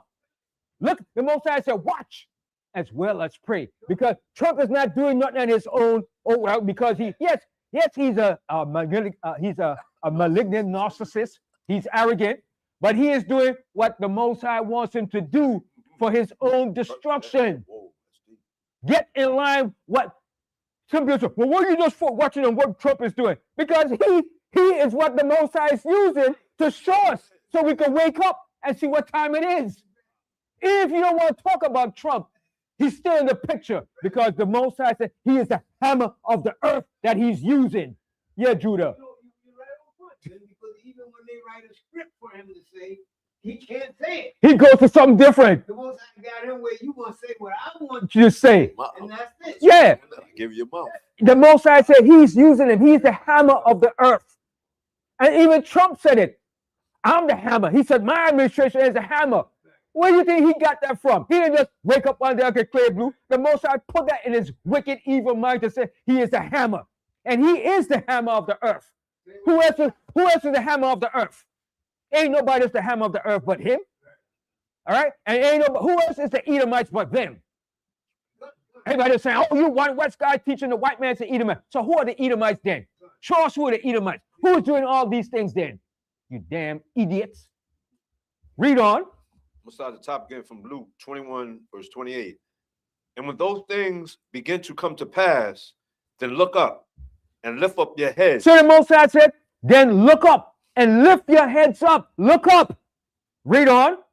For your redemption draweth nigh. Your redemption draweth nigh. Not for us to be here another 50, 100 years in this crap. We're going home, and the Most High is going to give us a kingdom to rule forever and ever in righteousness. Your redemption draweth nigh. Continue. And he spake to them in a parable. Behold, the fig tree and all the trees, when they now shoot forth. And who is the fig tree? We're the fig tree that's shooting forth now. But he's giving us saying how a fig tree blossoms, how it comes up. We're the fig tree that's blossoming up and that's coming up and showing what's taking place in the earth. Because ain't nobody else doing it. Only the Israelites is teaching that the white man is going down and his destruction is coming. And America will be destroyed and we're next to rule. We're the only ones saying that fervently with passion. You notice, as long as Blacks, Hispanics, Native Americans were talking about killing each other or rapping or doing Some foolishness. That's okay. Yeah. We talk about the kingdom. We talk about going home. It's a problem. Yeah, it's a problem. Because reality is starting to set in now. Yeah. Great. We dropping it, man. All right? The Israelites, Hebrew Israelites are the one that's putting this word up in the street. That the destruction of America is coming and our redemption is coming. And the white man is going down. And there ain't nothing nobody could do to stop it. Not even Trump, not even his military could stop what's coming. Trump is pushing more for the destruction and not even knowing it. Yeah. The fear. They're like, what? One guy from Stromer said, Trump is a tyrant. He's a tyrant. He's like, what the hell is this? You understand? But Trump said he's not going to invade Greenland. Don't believe that crap. Trump is doing to disarm Europe. He's going to invade Greenland. He's going to send the special forces up in there, baby. The military needs some work to do. They want to do it. The military want to go out there and kill and do those stuff. Don't believe that crap. Oh, no, I don't want to do it. No, they want to do it. They're waiting for the orders. They gung-ho for it. These white devils. All right? They love that. And they pick them up from anywhere. Yeah. From anywhere. Yeah. The special forces, the Navy SEAL, the Delta team, they're ready. They're ready to go in. The JSOP team, they want to do this. They're hungry for this. So they got a documentary on Netflix about that. These kids, they go to war. They know their mission is war. Yeah, it's war. Yeah. And Trump is telling them, you're the greatest military. They're like, oh, they got to beat their chest. They get hyped for that. I won't blame it. If I was in the military, my military, I'll be the same too. I'll be, our military. They want to go to war. That's pride. That's joy when you fight for your country and when you think it's right. You're right. But to them, it's right, but it's not really right. It's just a matter of greed, imperialism, domination, and covetousness. That's all it is. Because they make more money. When they recruit them, they make more money. And they invest money into the military. They invest billions, trillions into the military for what they're doing, man. That special forces team, they got some bad special forces team. And guess what? You got some black men in those special forces team too. In those teams too. But the white boys, they love because that pumps the ego up that we could kick your ass. You understand? Delta Forces was a combination of learning from the SAS, the British Special Forces. Okay? It came in during the time after Vietnam, the Vietnam War, when the Delta team learned from the SAS, the British Special Forces. Okay? And then the guy that formed that team, Beckwourth, was from Delta Force. And all of the training pattern and policies come from him that he instituted. He was a hero in Vietnam. He was a bad boy in Vietnam. Now, mind you, there's warriors in every nation. Don't sleep on nobody talking about, oh, only black men are great warriors. No. All nations got warriors of people, man. Chinese, Japanese, the white man, East Indians, Pakistan. All nations got top warriors in their nations, man. The Assyrians, Egypt. All nations always have warriors and top warriors. Mighty men, man. You understand? So don't sleep on talk about, you might say the white man is a chump, but he's a warrior. He's a cold-blooded criminal. And a killer. When it comes down to his family and his training on the line, he see that he's about to lose everything that he has, he's going to go in cold-blooded. The Most High said, he blessed Esau with the sword, and with the sword, he's going to live. That's how he's going to live. Okay? Yes. You've seen some of that cold-blooded spirit when that dude shot that woman in the car. Yeah. Shot her 3 times. He shot her in the head. Yeah. All right? So continue reading on. Yep. Luke 21, verse 30, again from the top. When they now shoot forth, ye see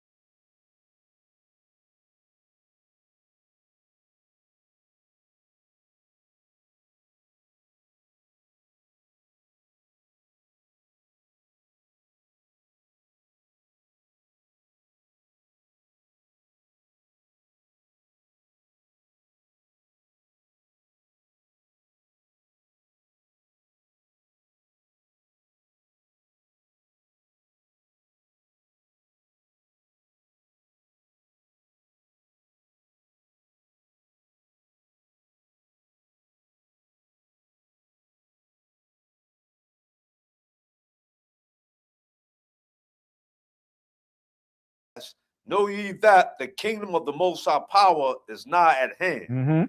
Verily, I say unto you, that this generation shall not pass away till all be fulfilled. And who's that generation? This generation that we live in now. The most ungodly generation I've ever been, man. All right? Continue. Heaven and earth shall pass away, but my words shall not pass away. Hallelujah. You hear that? You hear that? Hallelujah. Hallelujah for that. The Most High said, heaven and earth shall pass away, but my words shall not pass away. The Most High word's going to stand. I stand with that. I die with that. I don't care what nobody said. That's why they do come here to try to take this Bible away. That's why it's so important for us to put this word in you. Yeah, this word got to be in you, man. The Most High word's going to stand. Ain't nobody could move or take away or change what the Most High said. What he said is going to be done. Okay? Talking about some spook God. You believe in a book the white man wrote. You're gonna pay for those words, man. Yeah. I won't say this pertains to that. This pertains to what we're talking about now. Say, for instance, you know, we got to be around the unbelievers, but at that time, and I know the people that don't believe like us, you're gonna get them. Well, out they of better life. get they better get on the bandwagon. Well, Because even- right now, my patience for them is it's like this. I don't give a damn. You said it for me too. If you don't try and seek the most, I don't give a damn about you. My patience is running thin. I go to any family member too. It's running thin. You can't get on the bandwagon. I'm sorry for you. You won't bring me. I ain't going down with you. You on your own ship. Because it's been a long time. Yeah, man. The most I say his word, you're gonna put a sanctuary everywhere. His word is out there through network, everything. Yeah. So there's no why you don't know. Because they love wickedness, man. They want to make excuse. Okay? Well, I'm not ready yet, not ready yet. But when the white man tell you got a job, you said you're ready for the job, right? Yeah, you want to do their own thing. You want to see, well, let's see what's going to happen. Let's see if the Democrats is going to do something. The Democrats are part of it. They're part of it. The Democrats is playing the good cop and the Republicans the bad cop. They're all part of it. Oh, maybe when Jasmine get in for senators, give me a break, man. Stop it. Yeah. Yeah. As long as they're appeased, man. Yeah. Yeah. Yeah. You ain't getting it. When Jasmine get it, she might get in there with her fiery speech. Yeah, I love Jasmine. I love that sister, man. I love her spirit. But she's not gonna do nothing to change it. I'm telling you right now. Kiss that faith and that hope. The Most High said all day that trust in this system, you're gonna fall with it. It's gonna be your room. Yes, Judah. The 4 years they give it to you, the next 4 years they take it back. Yeah. Same people. Yeah. Not only that, the dollar's going. Right. The dollar. Right. Yes. Yeah. There's nothing because the way the economy is gonna be in the next couple of months to the year, I'm gonna tell you, we have to stick tight. If you have family, and you have family, and you got family there, it might be who we to move in together and all band together and live together and put your resources together, man. If you separate there, there, that's not gonna work, man. Because even jobs are being hard to find. Okay? My niece, understand? She been on work for a year. And she ain't no dummy. She is an architect. And she was in that category of black women that get laid off by Trump with a DI bullcrap, they call it. So she was in that where they had a project at JFK with the working with a big architectural firm up until 2030. That went boom right down the box. And when that hit her, she was like, Uncle Ben, I never realized that when you hit rock bottom, how hard it is. Nobody give a damn about you. She been on work for a whole year now. And she got the qualification, everything. And still can't find no work. So you could have the best qualifications out there, man. That don't mean nothing. The way it is going, and when they cut that, when Trump hit that DI thing, she was part of that where 5,000 black women get cut off. She got cut off from that too.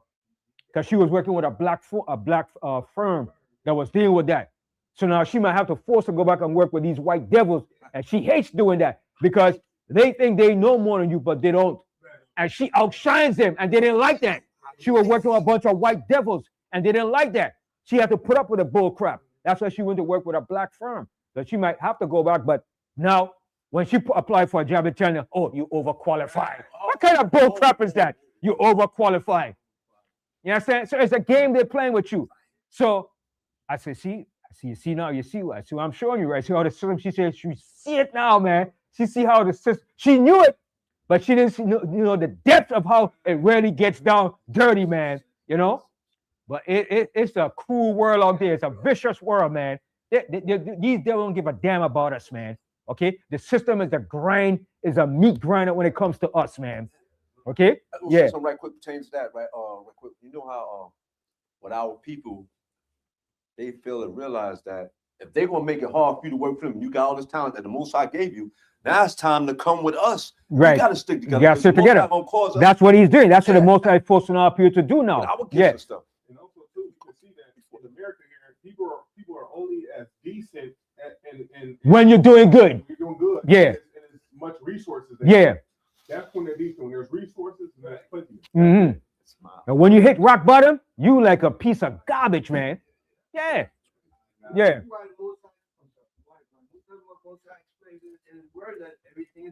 Yeah, it's all vanity, man. Vanity, man. You could be up here today, you down here, man. Yeah. What you gotta do when you read what the job you gotta do, the list they got there. The only thing you're doing is rebuilding the building. Mm-hmm. Yeah. Yeah. The only thing you're doing is rebuilding building. Yeah. All these things you gotta whopper. Yeah. And then they try to humiliate you and all kind of bull crap, put you all kind of bull crap. You understand? You know? So it's a rough world, but I was talking to her yesterday and I was showing her, I said, yeah. I said, we as a people, the Most High, that's what we got to go through. You know what I mean? So, because I was helping her move, because she had to move. Because her rent, she was paying $2,100 for a room and $2,100, but she was making the money, you know? But now that she lost the job and hit rock bottom, all that money savings she had is consumed, you know? And she said a whole year she's been searching for work, you know? Again, most aspects Mm-hmm. dealing with his service. Sometimes he'll take you through. Right, that's what I told her. I said, you see, because you probably the one the Most High one. That's why he's putting you through that fire. He's showing you what's to come. It's going to get worse. And she said, yeah, Uncle Ben. You know what I mean? So she's going through that fire now because the Most High know who he wants. You understand? But I said, don't worry. The Most High is going to bring you out of that. But you have to be dipped to go through that fire, man, to see. You know what I mean? Yeah. The Most High said who he loves, he chastises, man. He's going to put you through that fire, man. You're going to go through that fire. All right? Yes. You know about Project Ice One? No, what's that? No. That is what they were doing in 1951 in Greenland, America. They got nuclear weapons upon the ice. Up there, right? Okay. That's why.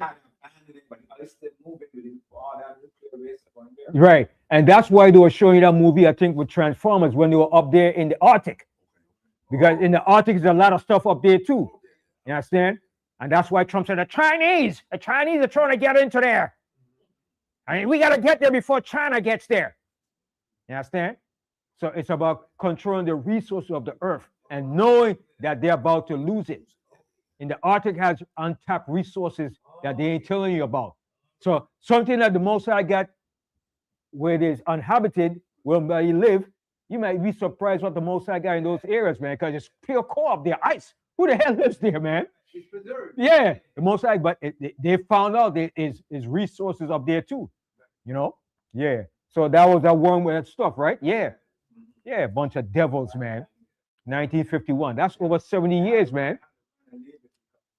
What it was that tunnels and build all kind of things up on the ice, but what they was used was melting the ice, getting unstable. Right. The heat and everything that they did. Right.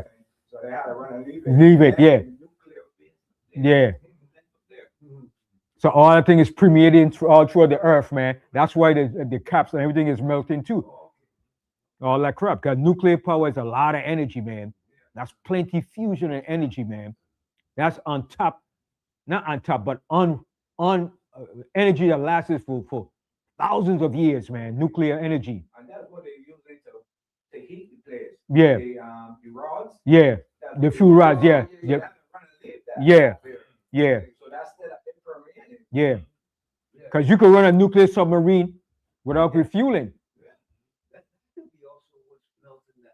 Yeah. All that nuclear stuff. See, they tap into something that they knew about, but they didn't give a damn. They knew that nuclear power is good, but they tap into it on the wrong side of it for the wrong purposes. You could use nuclear power. There's use for it, but you have to know to use it for the positive reason, not for the negative. Yeah. But remember, their nature, everything about their nature is negative. They're not positive. They're negative. All right? Continue reading on. Yep. Luke 21, verse 34. And take heed to yourselves, lest at any time your hearts be overcharged with suffering and drunkenness. Going back into the world, being a non-care attitude. All right, go and ahead. The cares of this life. And cares of this world. You care more about what this world got to do. I gotta do this. I gotta do it. I gotta do it.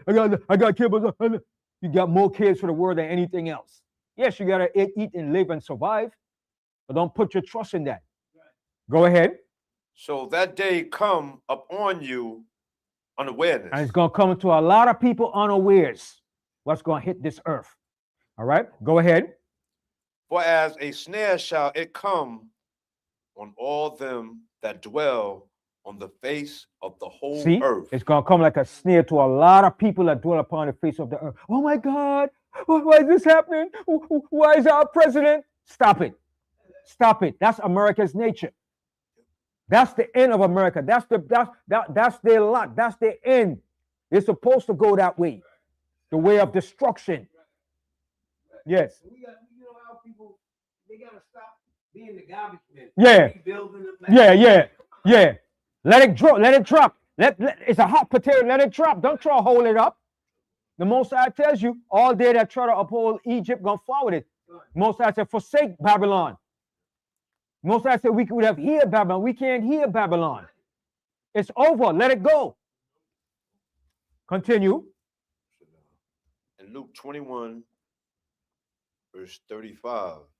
No. Upon 36. 36, yeah. Watch ye therefore and pray always, that ye may be accounted worthy to escape all these things that shall come to pass, and to stand before the Son of Man. See that? You see what? So he's telling you? Watch ye therefore and pray always, that ye may be accounted worthy to escape all these things that shall come to pass, and to stand before the Son of Man. Before we stand before Yahushua HaMashiach, we got to be right. And we want to hear, come, thou faithful servant, inherit the kingdom of the Most High that was promised to you since the foundation of the earth. That's what you want to hear. You don't want to hear, depart from me, I never knew you. Oh my goodness. Oh my. That's the sound of a dreadful sound in your whole entire being and spirit when you hear that, man. Yeah, you might drop dead right there when you hear those words, man. Because that word's going to slice right through you like a razor. You understand? So we want to inherit and we want to hear that right words. Come. Yeah, come thou, my faithful servant. Inherit the kingdom, man. All right? Finish reading that. Yep. 21, Luke 21, verse 37. And in the day time he was teaching in the temple, and at night he went out and abode in the mount that is called the Mount of Olives. Yeah, that was Yahushua's favorite chilling out place to ease his mind, the Mount of Olives. He went up to the mountain, all right, to pray, fast, all right, talk to the Most High, and just have his mind, his spirit at ease. You understand? And that's why something that's good to get away, go into nature place where there's trees, hills, mountains, and just ease your mind. Get away from the rat race and just let your mind just relax. Meditate. Hear the sounds of the birds, nature. You understand? The animals, and just absorb that energy and feeling. Because living in the city and this thing could drive you crazy, man. Because it's a friggin' rat race. It's a grinding machine, man. The system was made to grind you. That's what the Most High said. They have worn out the saints of the Most High. If you're not worn out, I don't know, man. But they have worn us out. All right? Read on. Luke 21, verse 38. And all the people came early in the morning to him in the temple for to hear him. That's it, right? All right. Now from there, go to the book of Second Ezra. I got a lot more. What time is it? You know what? Maybe I go to maybe 3 o'clock. It's getting good. Yeah. So go to Second Ezra, the 7th chapter. 7th chapter. You're gonna start from the first verse. In the book of Apocrypha, 2nd Ezra, chapter 7, From the top. Chapter 7, verse 1. And when I had made an end of speaking these words, there was sent unto me the angel which had been sent unto me the nights afore. All right. So this was Ezra. The Most High was showing him certain things that was leading up to the end times and the times that we living in right now. And the angel was speaking to him and showing him these things because Ezra wanted to know, he wanted to know everything about why we're in this condition, what's happening, what's going to happen to us, what's the end result, are we going to be restored, what's going to happen to the nations that did this all to us, why you created and did these things. He wanted to know why. He was pressing the Most High. The Most High said, okay, easy, okay, one at a time. If I give you too much, it's going to bust you. So I'm gonna give you a measurement of what you could take in. All right. So read on. This is verse 2. And he said unto me, Up, Esdras, and hear the words that I am come to tell thee. Okay, so now I'm gonna tell you now, Ezra, since you want to know. Hear the words now that I'm gonna tell you now, and listen good. All right, go ahead. And I said, Speak on, my omnipotent power, God Most High. Then said he unto me, The sea is set in a wide place, that it might be deep and great. Yeah, and you know the sea is deep and great. The sea makes up the majority consists of the whole globe. What 70% of the earth is water, something like that, 75%. Yeah, and you know the oceans are great and deep and big. All right, so the Most High is showing Ezra, say, look, the sea is deep and it's great. All right, go ahead. But put the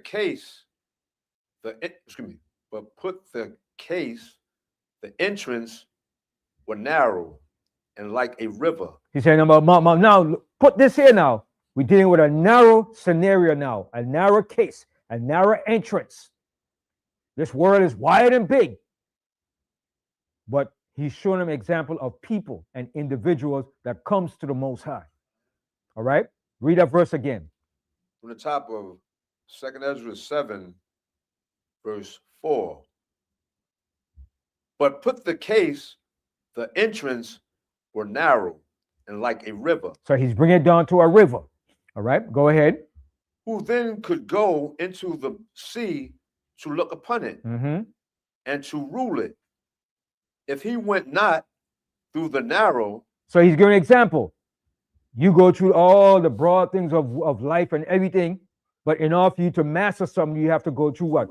A narrow passage. It's a narrow way to do it. All right? Like he said in Matthew 7:13, broad is the way, but narrow is the way that leads to life. All right? So he's giving an example to all of us. Everybody came from a wide world of every madness and foolishness. But eventually, we have to choose that narrow path. We can't go with the foolishness of the world. All right? Go ahead. How can he come into the broad? There is also another thing. A city is built and set upon a broad field and is full of all good things. Yeah, it's got all good things. Money, woman, sex, everything, drugs, temptation. All right, go ahead. The entrance thereof is narrow. But the entrance to get away from that is narrow. It's a narrow way in life. But broad is the way that leads to everything that you want, all the pleasures of life and everything. Okay, go ahead. And is set in a dangerous place to fall. Like as if there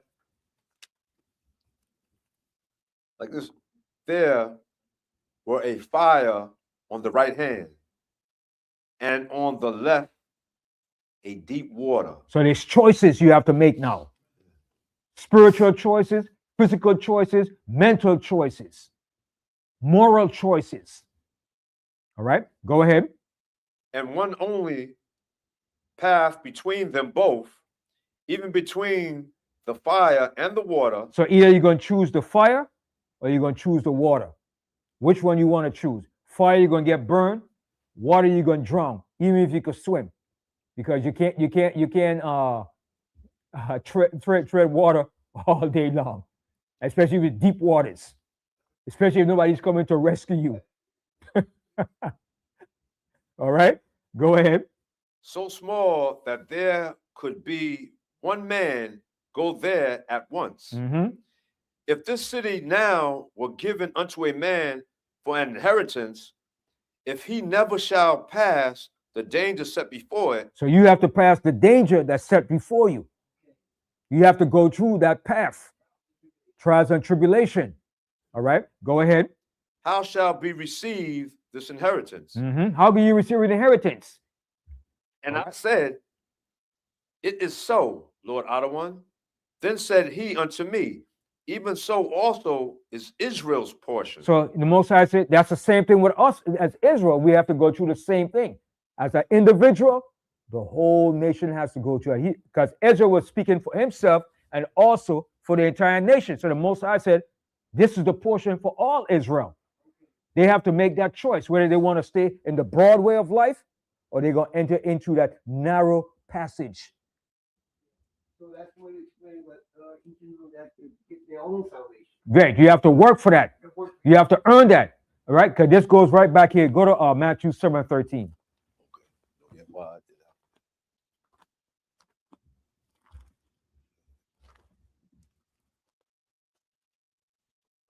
Now the book of Matthew, chapter 7, verse 13. Enter ye in at the straight gate. See? What is the straight gate? The ways of the Most High. Yahweh Shai said, I'm the gate. I'm the shepherd. I'm that doorkeeper. So he's the gate that you have to enter in. Read that verse again. Enter ye in, enter ye in at the straight gate. Mm-hmm. For wide is the gate, and broad is the way. Right. That the other gate is wide, is broad. The way that leads to destruction, that leads to everything that you lust after is wide. Okay, go ahead. That leadeth to destruction. Mm-hmm. And many there be which go in thereat. Mm-hmm. Go ahead. Because straight is the gate, Because and narrow. straight is that gate. Now the gate, that straight there mean it's going to be what? Bumpy roads, ups and downs, trials and tribulation. In going through that straight gate, you know what I mean? You're going straight. You're going to go through some trials. You're going to go through something in life. All right? Go ahead. And narrow is the way. And narrow is that way. Go ahead. Which leadeth unto life. See? It's going to lead you to life. That narrow path. Go ahead. And few there be that find it. See? And very few that find that narrow path, which is the truth, the understanding, the in-depth understanding of the Most High's plan, what he has in store for us. Not much people gets that or understand that. All right? You want to say something about it? No, people say that's why people say one day the whole world. And lose your own soul. Everybody try to do that. They try to get everything and lose their soul. All right? So go back to the Apocrypha now. And we in we left off in what verse? 7 verse 10? No, 8. I think. No, we read it. We in 10 now. The 10 verse. Yeah. 10, yeah. Read out 2nd Ezra chapter 7 verse 10. And I said, it is so, Lord Ottawan. Then said he unto me, even so also is Israel portion. Mm-hmm. Because for their sakes I made the world. So the Most High said, for our sakes he made the world. It was our job to govern and run this earth, but we screwed up. So now we have to reclaim it back and do what the Most High wants us to do. That's why the Most High says he's going to put the laws in our inward parts. He's going to make us right this time. Hallelujah. All right, go ahead. And when Adam transgressed my statutes, then was decreed that now is done. When Adam messed up, that was the trajectory of us falling. All right, go ahead. Then were the entrances of this world made narrow. So the choices for this world was made narrow. It became narrow now to follow the right path. Continue. Full of sorrow and travail. Mm-hmm. They are but few and evil. full of perils and very painful. And that's the stage that we've been through since we were brought here as slaves up until this present day. All right, continue. For the entrances of the elder world were wide and sore, and sure, And sure. and brought immortal fruit. If then they that live labor not to enter these straight and vain things. So right there it says, now, us now in these days now, if we don't labor to enter into the straight gate, the narrow path, it's a laborious thing. We have to fight. All right, read that verse again. Yep, from the top of 2nd Ezra 7, verse 13. For the entrances. No. Read 14. 14. Verse 14. 2nd Ezra 7, verse 14. If then they that live labor not to enter straight and vain things. Now read again. If then they that live labor not to enter these straight and vain things. They can never receive those that are laid up for them. So if we don't go through these things, we can't receive what's us, which is righteousness, the fruits of the spirits, the kingdom. So we have to obtain these things. We have to strive for these things. Continue. It says, now therefore they disquietest.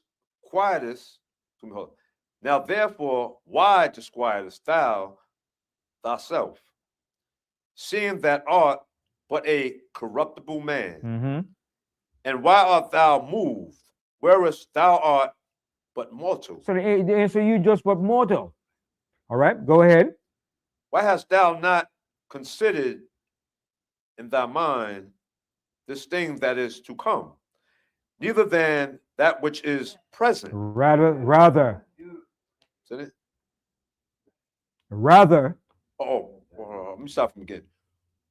Why hast thou not considered in thy mind this thing that is to come? So the angel said, why would you rather consider this thing that's in your mind that is to come? Go ahead. Rather than that which is to come. Then answered us. No. Yeah, because I forgot my glasses. But come on. Yeah. I ain't want to read for me. Oh, verse Get a mic. How you gonna forget your glasses, brother?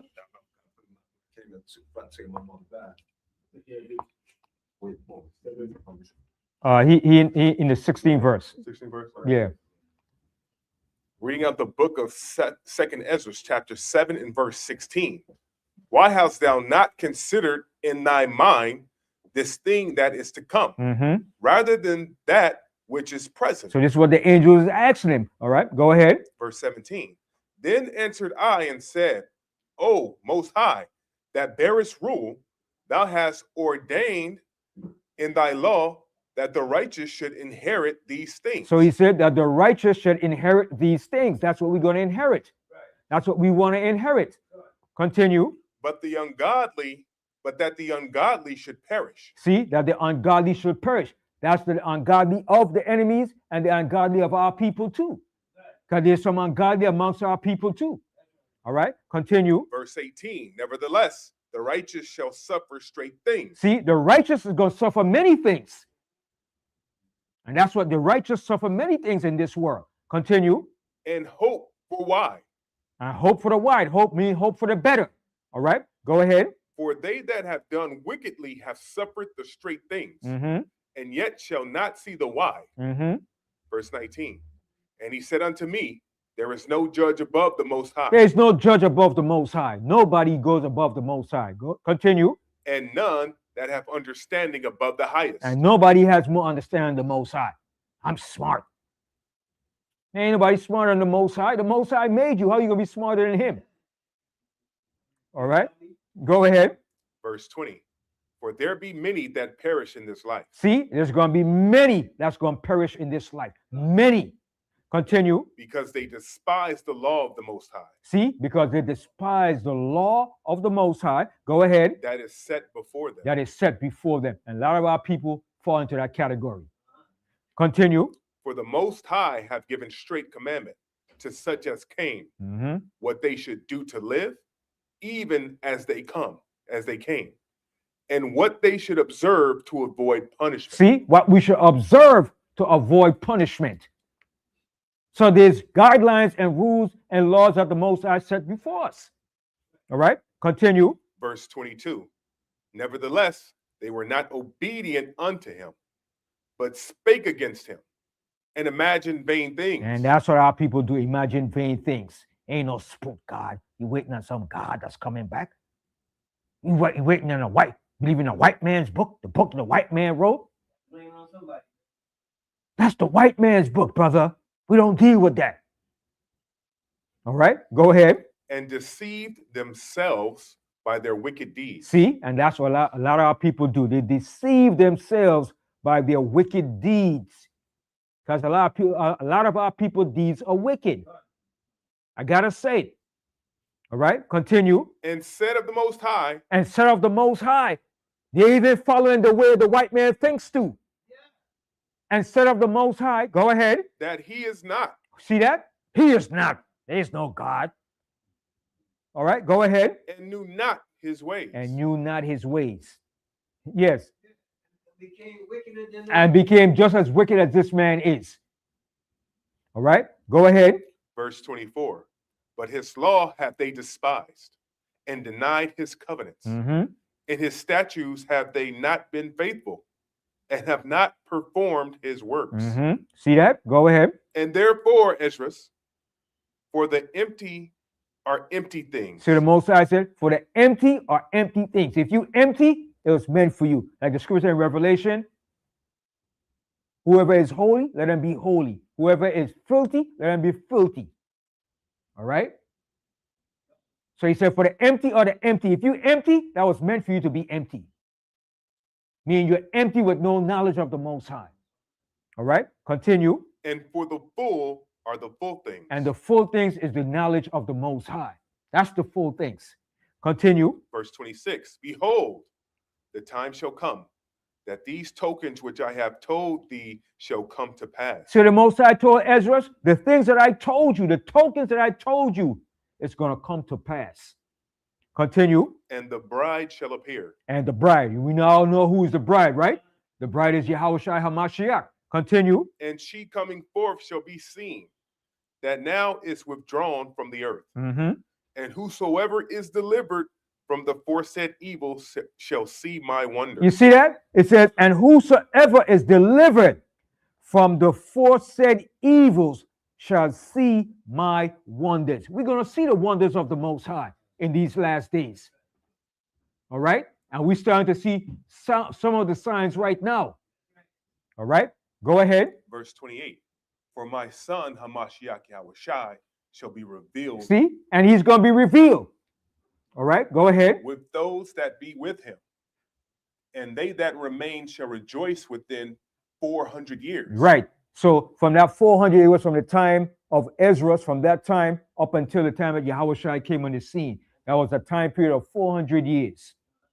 From the time of Ezra, the prophet, and Nehemiah, and all those prophets, was a period of 400 years until Yahushua came on the scene. All right, continue. Verse 29.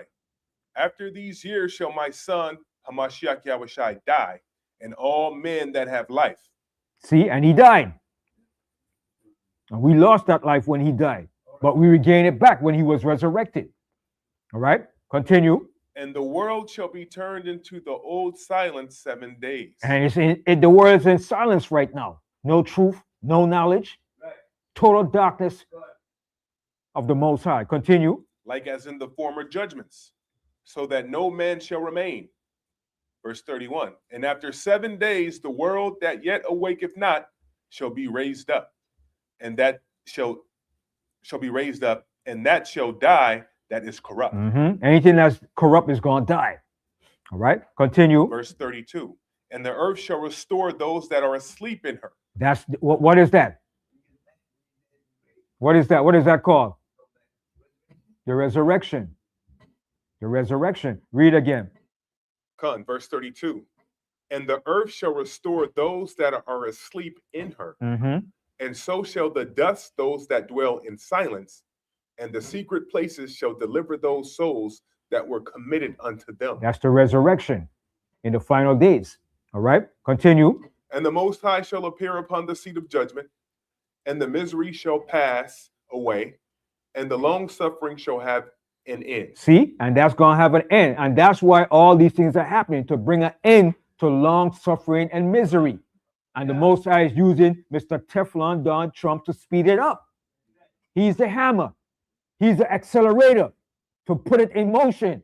The Most High had to use somebody to put it into motion. So he chose the right man, Teflon Don. All right, continue. Verse 34. But judgment only shall remain. Mm-hmm. Truth shall stand. And that's what's going to happen. Judgment is coming and truth is going to stand from here on.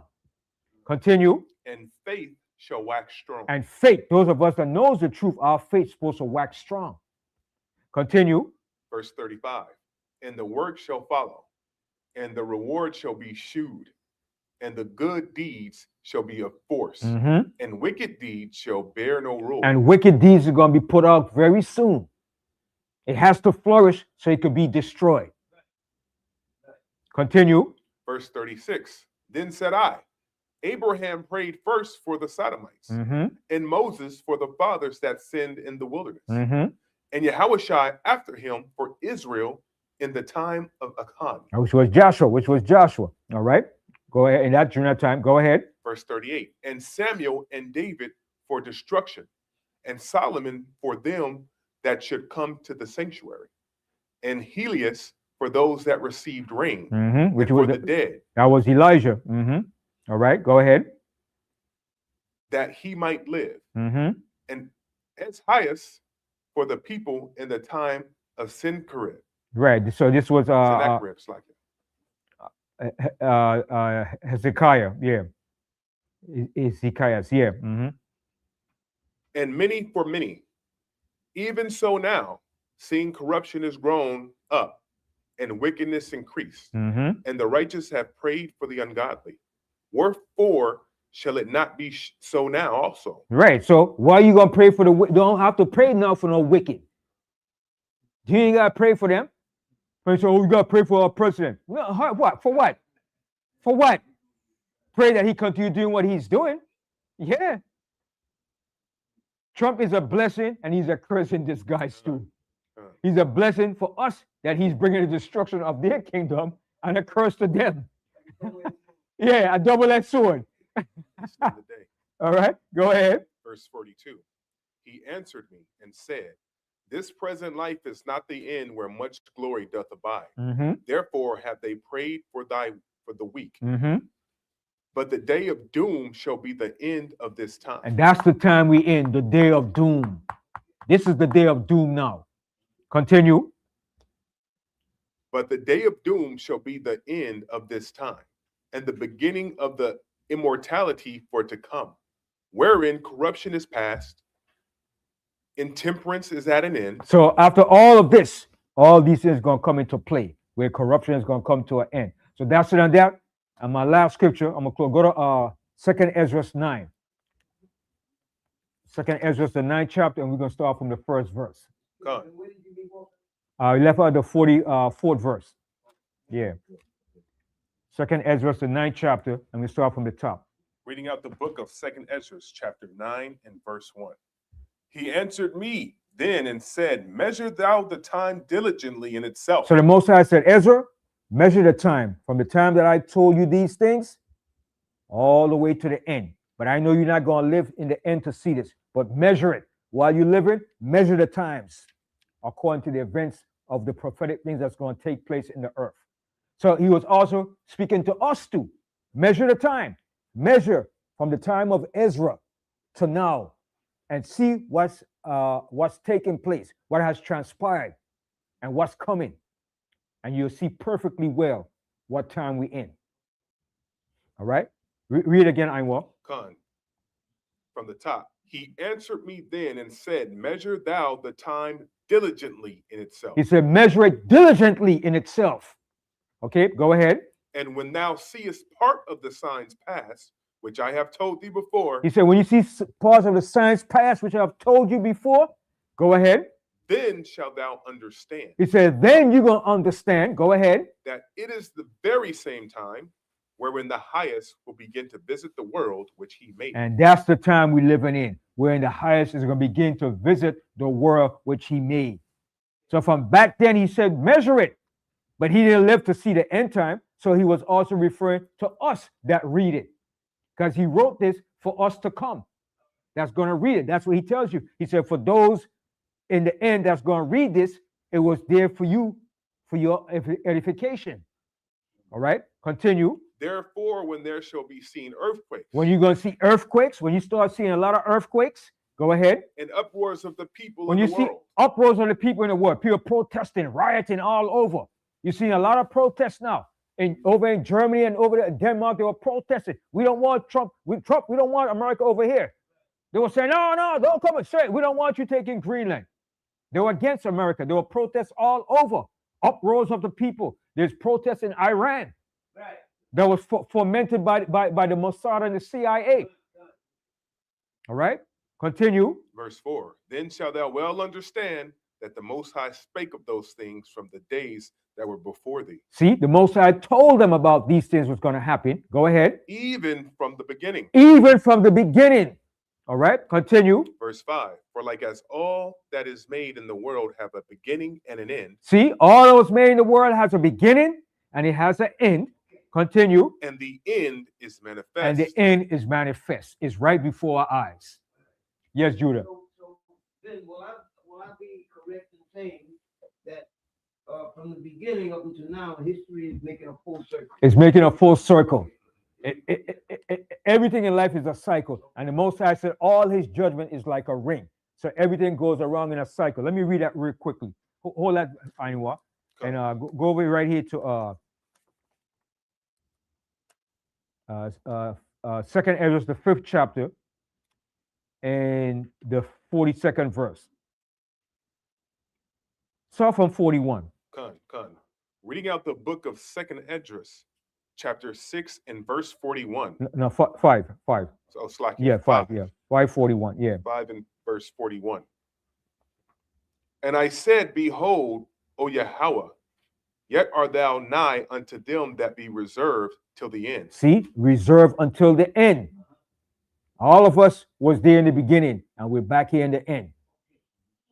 Okay, go ahead. Some might be in the resurrection. Okay, but we all been there.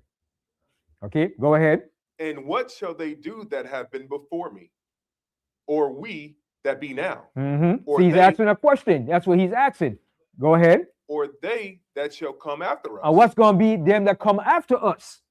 All right, go ahead. 42. And he said unto me, I will liken my judgments unto a ring. So what he said, I will liken my judgment like unto a ring. It's a cycle. History always repeats itself. Not the same people, but with different characters in different eras and different kingdoms and rulership. But it's that same spirit being emanated to different people to play that part. All right, read again from the top. Reading out the book of Second Esdras, chapter 5 and verse 42. And he said unto me, I will liken my judgment unto a ring, like as there is no slackness of the last, even so there is no swiftness of the first. See, continue. Verse 43. So I answered and said, couldest thou not make those that have been made and be now? He says, those that you made, they can't be now here at the same time together? That's what he's asking. Go ahead. And that are for to come? And those that are for come. So he's asking present, past, and future. Could they all not be here at the same time? At once? At once? That's what he's asking.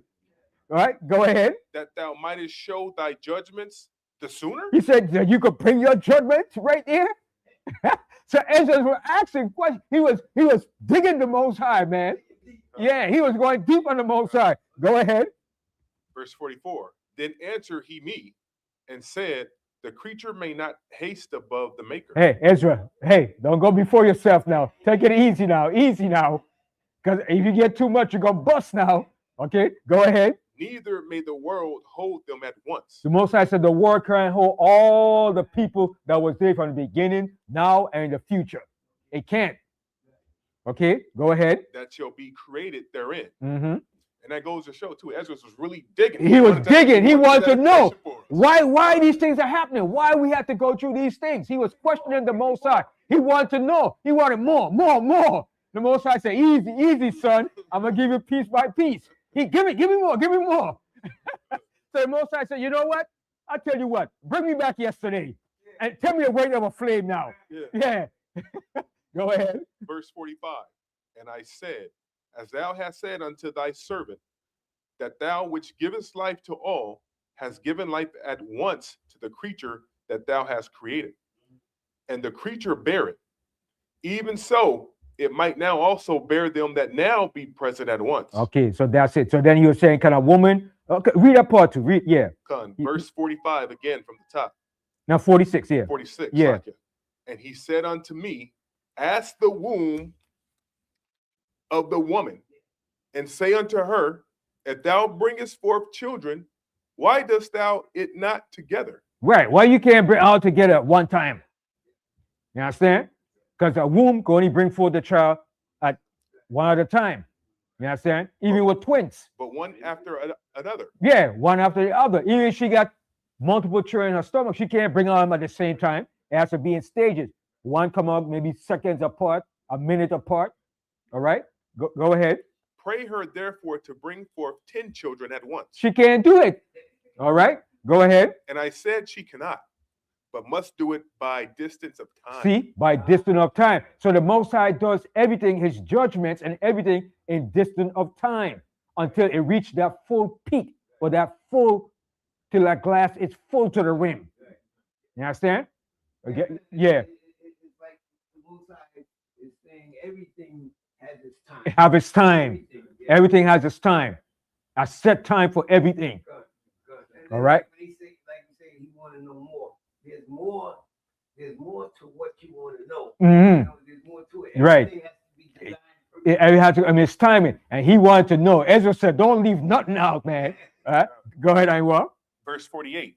Then said he unto me, even so have I given the womb of the earth to those that be sown in it their time. See, everything have its time. So America had to have its time to fill up its full potential and then to show its wickedness and its evil. And we had to fulfill our time as being downtrodden and oppressed. All right, go ahead. Verse 49. For like as a young child may not bring forth the things that belong to the aged, even so have I disposed the world which I created. See, and that's where the Most High turned. So let's go back here to where we were. Second Ezra 9, and we left off in the 6th verse. 6th verse. Mm-hmm. Reading out the book of Second Ezra, chapter 9, and starting at verse 6. Even so, the time also of the highest have plain beginnings and wonders and powerful works. See, the Most High is showing you all through the creation up until its present. He's showing you signs and wonders. Go ahead. And endings and effects and signs. See, and endings in effects and signs. The Most High is showing signs of everything that he's doing in the earth by using people, current events, or any form of whether it's catastrophes, historical events, wars, anything. Those are signs. Political leaders. All right, go ahead. And everyone that shall be saved and shall be able to escape by his works and by faith, whereby ye have believed, shall be preserved from the said perils. See, by works and by your faith shall be saved from the said perils. What is the said perils of what? The evils that's coming. Continue. And shall see my salvation in my land. And shall see the Most High salvation in his land. Go ahead. And within my borders, for I have sanctified them for me from the beginning. See, we were meant to be sanctified from the beginning. All right, go ahead, read the 9th verse. Verse 9. Then shall they be in pitiful case, which now have abused my ways, and they that have cast them away despitefully shall dwell in torments. All right. So from there, one more scripture.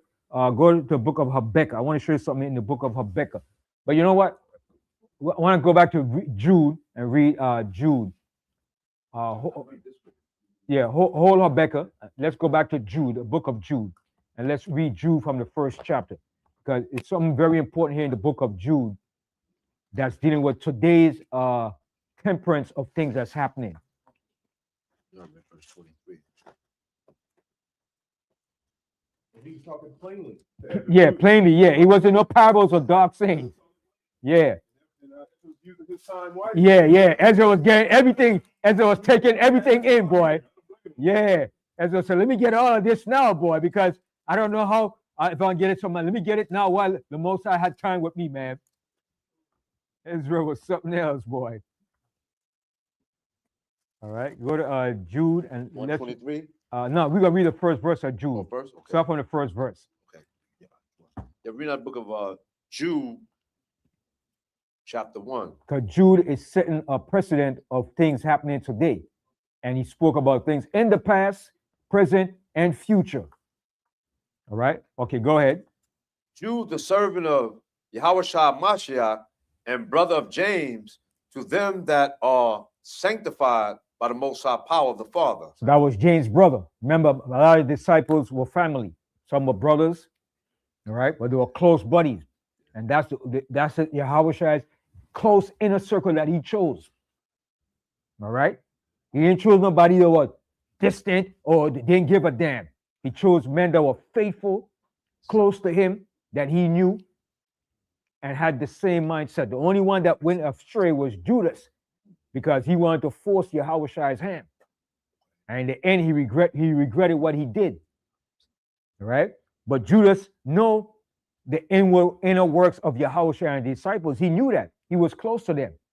And that's why Yahushua is a friend. He called him a friend when he came to betray him and give him the kiss. He said, friend. Yes. What you think? Why he betrayed him then? If he knew these things. That's Well, like somebody falling remember away. Satan entered into him. And then right, too, and remember too, that's why we got to be very careful that Satan don't enter into us. Remember how Yahushua said, Peter, I prayed for you, for Satan have desired to have you, to sift you. You understand? He said he prayed for Peter, because Satan knew that if Judas could betray Yahushua, he could make him default in what he has to do. It'd be like what you call a chink into his armor. It'd be a defection. But Yahushua stood the course.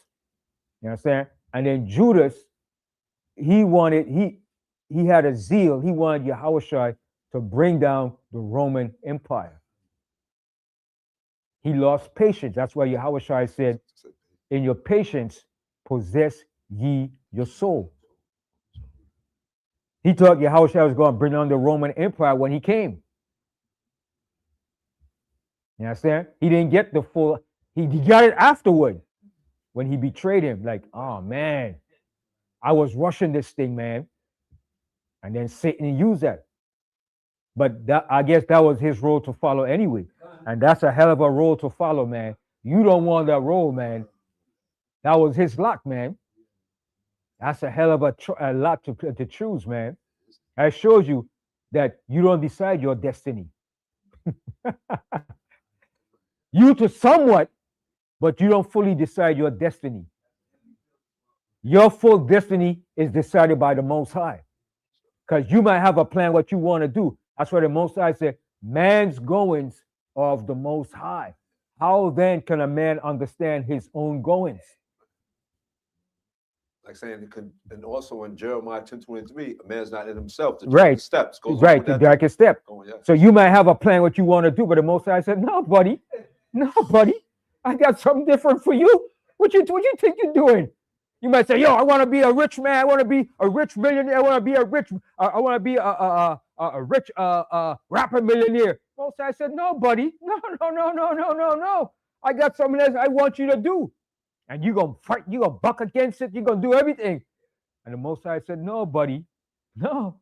You might buck like a stallion, but I'm going to break you in to do what I want you to do. You see? A lot of people got the idea, I do what I want to do. Yeah, to a certain degree. To a certain degree. But the Most High have the final say in the end. Yeah. Yeah, then I serve you. Yeah.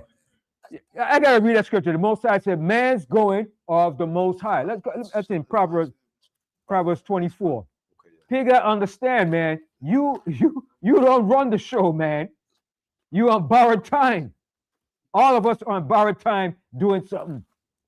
All right. I think it's Proverbs 24 and 7. No. Proverbs. Man's going. How come I read that scripture, boy?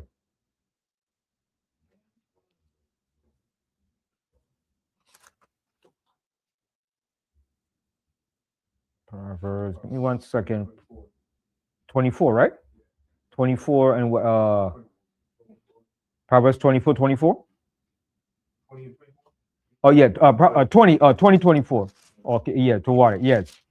Okay, Proverbs 20 and 24. Yeah. Yeah, read the book of Proverbs, chapter 20, verse 24. Man's goings are of the Lord Most High. How can a man then understand his own way? Yeah, you a mere man. How you understand what you supposed to do? You think, oh, this is my idea. This is my mind. I woke up this morning. I woke myself up. I got up. I did for me. Shut up. Okay? Read it again. From the top of Proverbs chapter 20, verse 24. Man's goings are of the Most High, Lord Most High. How can a man then understand his own way? Now jump to 27 now. Verse 27. The spirit of a man is the candle of the Lord Most High. What is that telling you? The spirit of a man is like what? The candle to the Most High. What is that telling you? It's easy. He can put it up anytime. He controls you. Just like you blow up a candle. The Most High can blow it. So the Most High controls you, your spirit. You have to just discipline yourself to do what the Most High wants you to do. But the Most High can blow up that candle, your spirit, anytime. All right? Read that verse again. From the top of Proverbs chapter 20, verse 27. The spirit of man is the candle of the Lord Most High, searching all the inward parts of the belly. See, searching all the inward parts of the belly. And then in that scripture, the Most High said, like he control a king. The way of a king is like a river. Yeah, the Most High control. That's in Proverbs too. Proverbs, I think it's 20. Let me read that too. That's very important too. Proverbs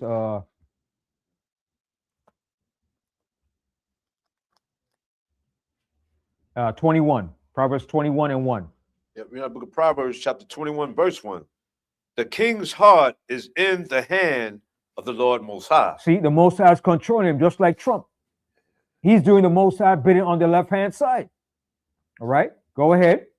As the rivers of water be turned, he turneth it whithersoever he will. Just like the rivers of water, the Most High turned the way he wants it to go, to his direction, where he wants it, to water the earth, to water plants, to do what? So that's the same way the Most High control leaders, kings, men. All right? Now, let's go back to the book of Jude.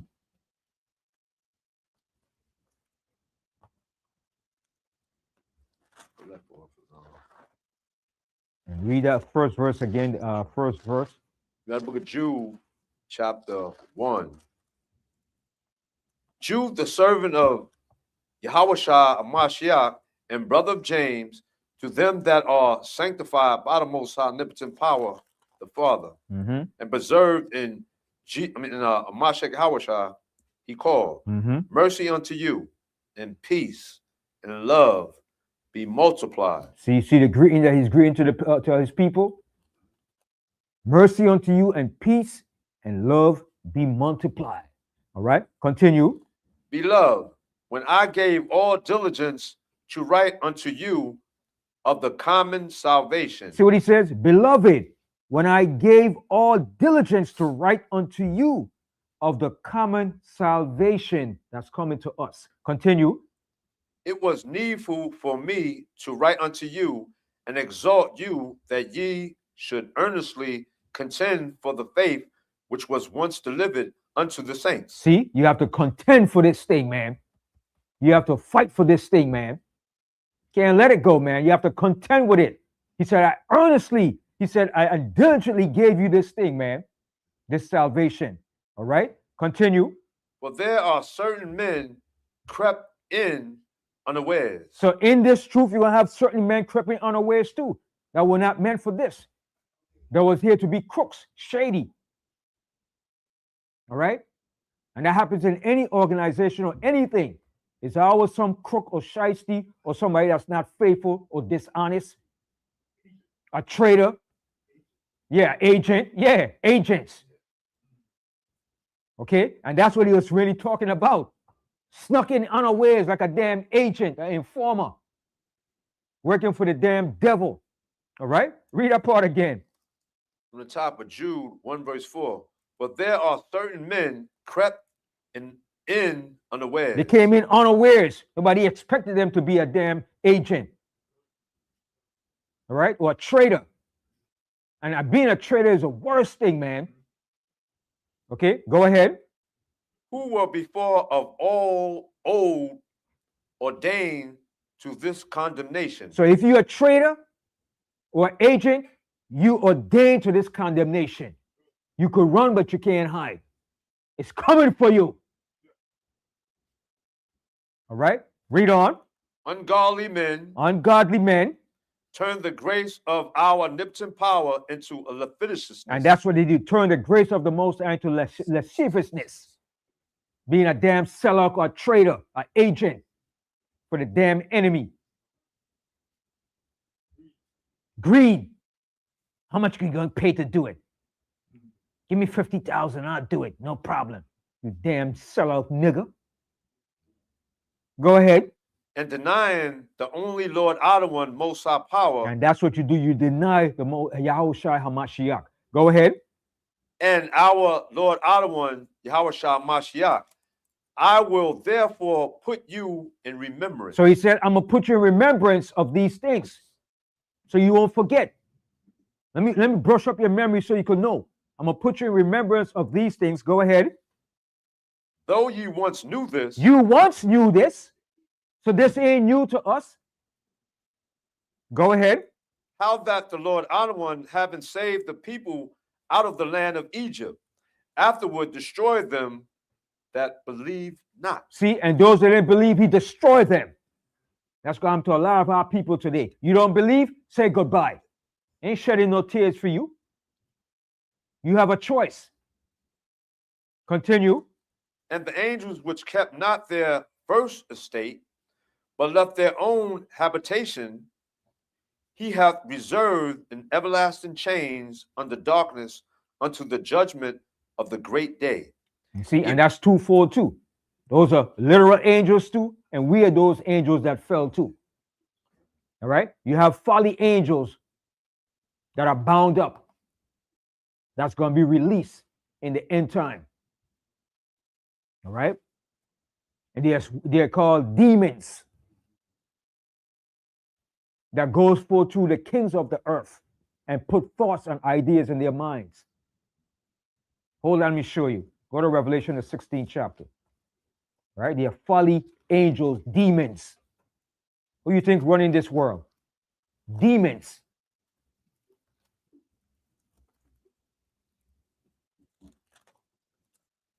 Revelation 16, and go here. Start from the 13th verse. Revelation 16 of 13. The book of Revelation, chapter 16, verse 13. And I saw 3 unclean spirits like frogs come out of the mouth of the dragon. And who is the dragon? Satan. All right, go ahead. And out of the mouth of the beast. And the beast, all right, the beast, the false prophet, the nations. All right, go ahead. And out of the mouth of the false prophet. And who is the false prophet?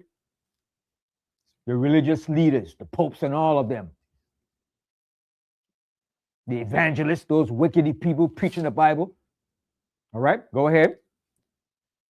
For they are the spirits of devils, working miracles, which go forth into the kings of the earth and of the whole world. See what they are? For they are spirits of devils. All right? That's who's controlling these world leaders. For they are spirits of devils working miracles which go forth unto the kings of the earth, the rulers. All right? Go ahead.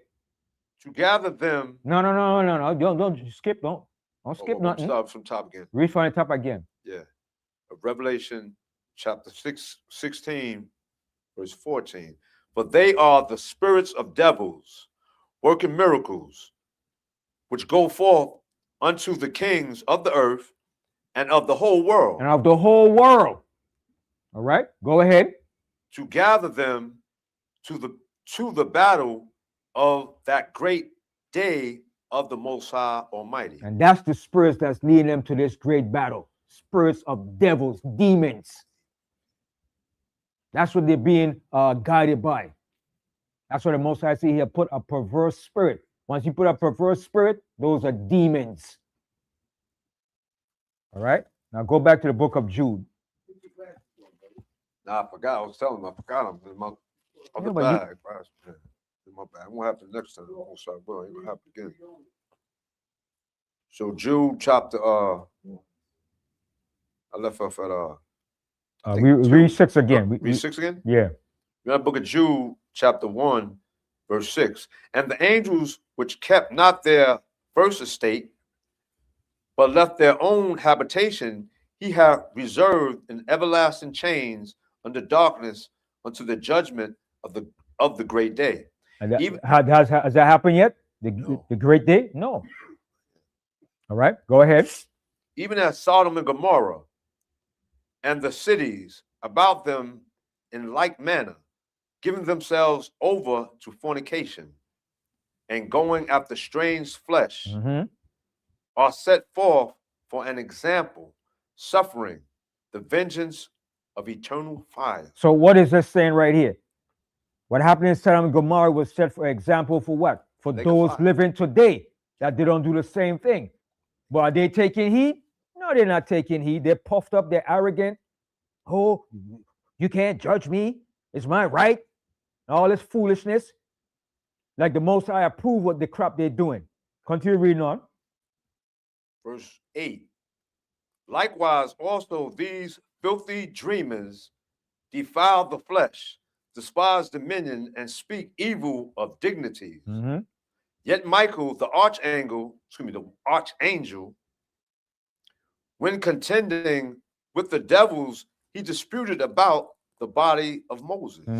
So Satan came to get Moses' body. Why was the reason Satan wanted Moses' body?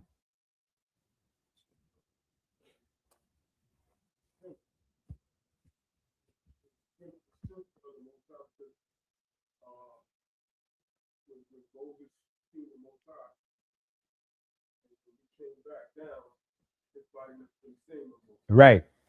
And Moses had certain secrets of the Most High that Satan needed to know.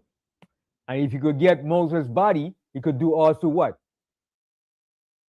Say that part again. If Satan had got Moses' body, what would he have done with the body? Try to take some of the organ now. It's easy. Take something because he can't take a spirit. No, but what would we have done? No, that's only the other thing. Well, I ain't really good. What do the devils do today? What does the white man do today when a body is there, is live or dead? What do he do? What do he take from it? He injected. You're not talking about that? No, he takes out the DNA. The DNA samples. Body part. To do what? To replicate or to clone or to make something of your representation. Satan knew Moses was a prophet of the Most High. So if you could get a prophet of the Most High, you could use that to do what? To replicate that and create your own demonic false prophet in the end. Okay. And Deuteronomy, I think in 33, I think at the ending part. Yeah. Well, even Moses, when he died, his age did not abate. Still young. Moses was full of the wisdom of the Most High, and Satan knew that. If he could get to Moses' body, he could probably deter what the plans of the Most High have. And in the end, it was supposed to be used for them to do what they do. What they, you know, they have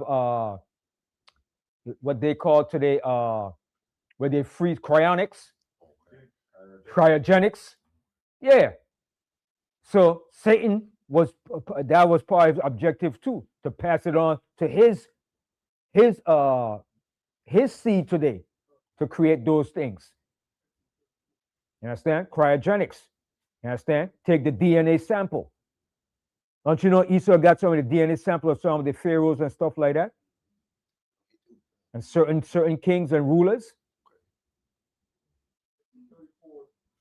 Right. So when Moses died, he still was youthful. It wasn't no wrinkle in his face, and he died 120. All right. So Satan knew that. Satan knew Moses was a man of the Most High. He was one of the first, well, actually not the first, but he was one of the first to interact when we became a nation. All right. And remember, even you could say that Moses even became greater than Abraham, because the Most High said there was not a prophet like Moses from that time, where the Most High dealt where? Face to face. Face to face. The Most High didn't talk to him in visions or in dreams. The Most High dealt with him face to face, like I'm talking to you right now. That's some great honor, man. That's some great honor. All right? Yeah. That's when he came down from the mountain. Yeah, he was shining. His face was shining. Yeah, it was glowing. Yeah, yes. Yeah, he was illuminated, man. The glory of the Most High was upon him, man. They were like, Moses. Yeah, whoa. Moses had to put something to cover his face, man. Yeah, put a veil over his face, man. Moses was a bad dude, man. Yeah, that energy was still upon it, glowing, man. That radiance, man. Yeah, that radiance, man. Moses was a bad dude, man. Yeah. So what you think got him frustrated when he hit the rock when the Most High told him? Israel got him frustrated. We got him frustrated. Who wouldn't get frustrated with our people? He lost patience, man. They keep pestering Moses, and Moses like struck the rock and he lost focus. Israel will do that to you, man. And that's because I wanted the Most High said, nah, Moses, you my man, but sorry, you reached your time. Yes, Benaniah.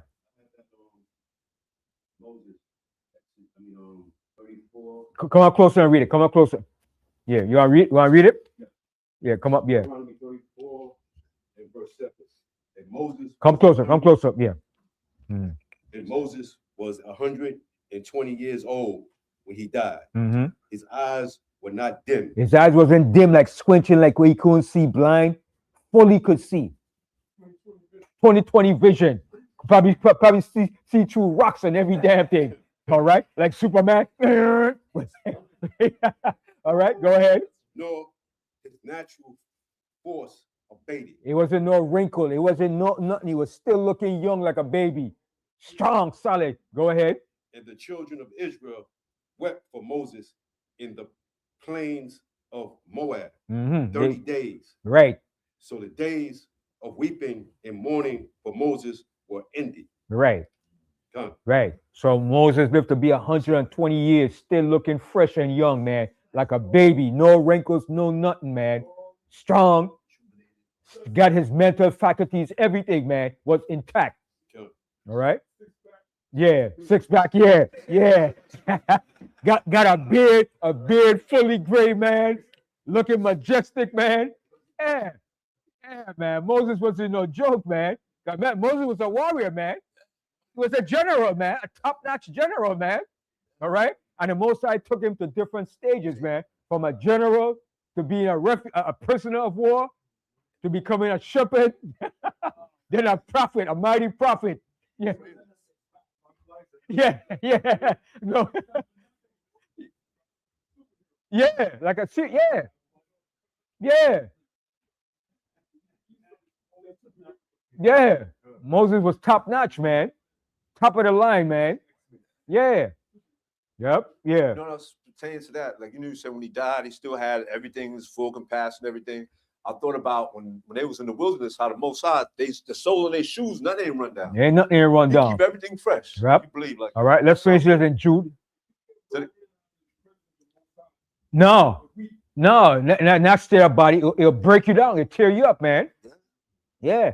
And when he came down, he still had that residue of the Most High emanating off of him, man. After he was shining, man, glowing, man.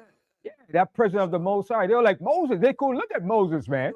Yeah, that's full power, man. Yeah.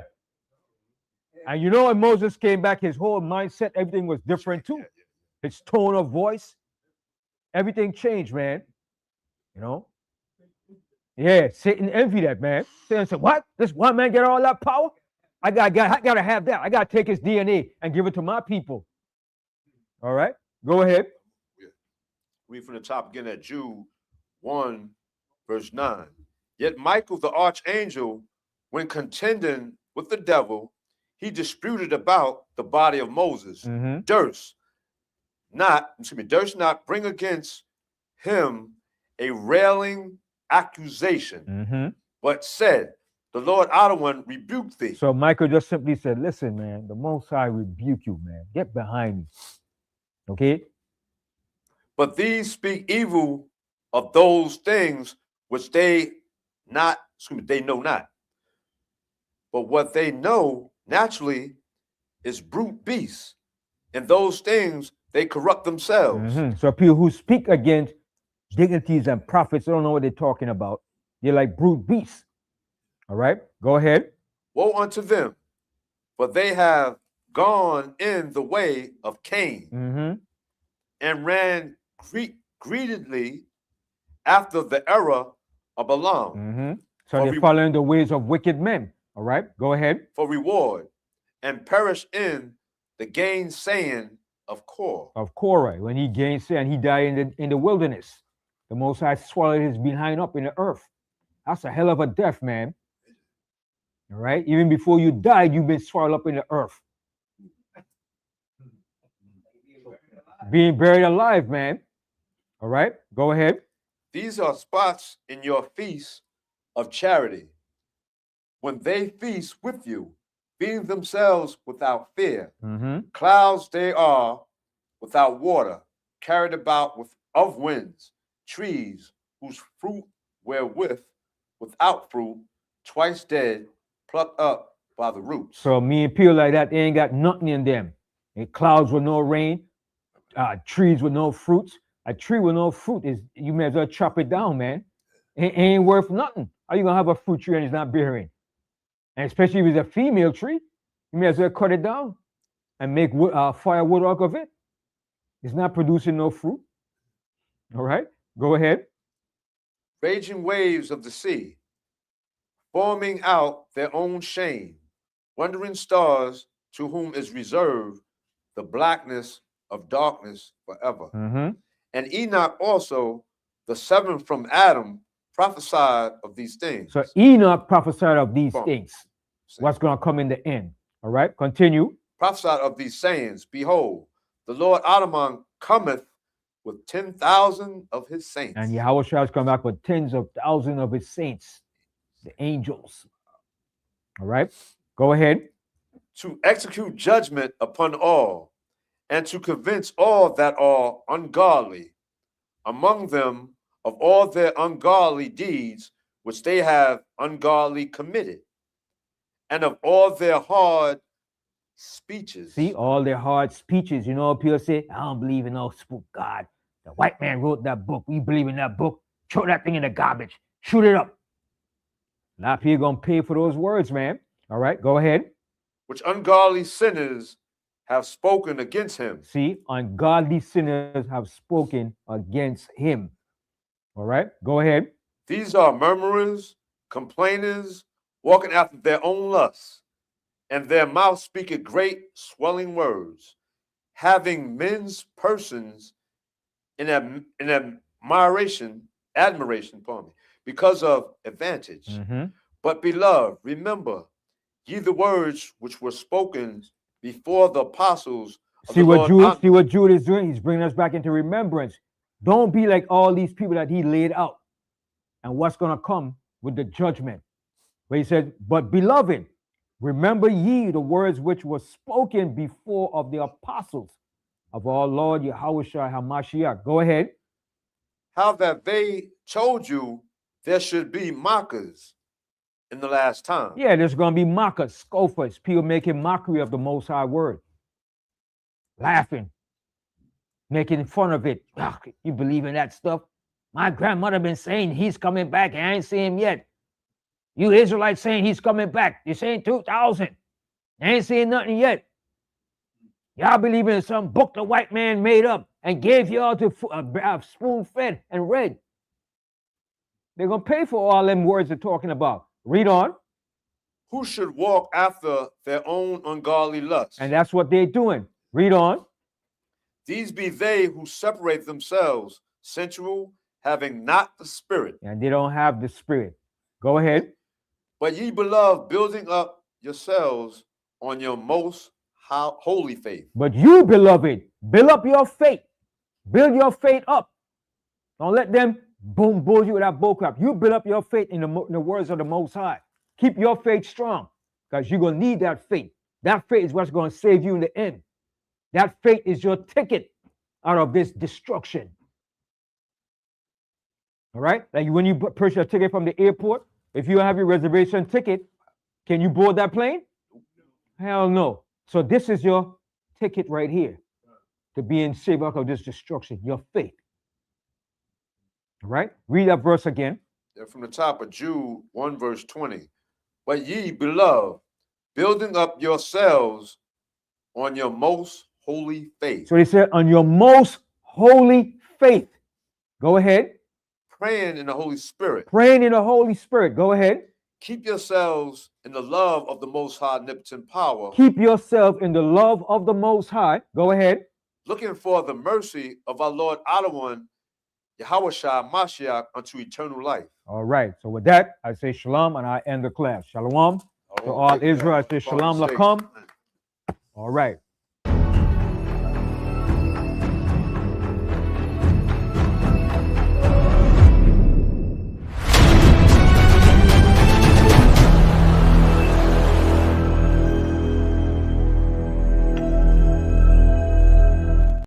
Bring me the glasses, brother. Next week, y'all. Come on, brother.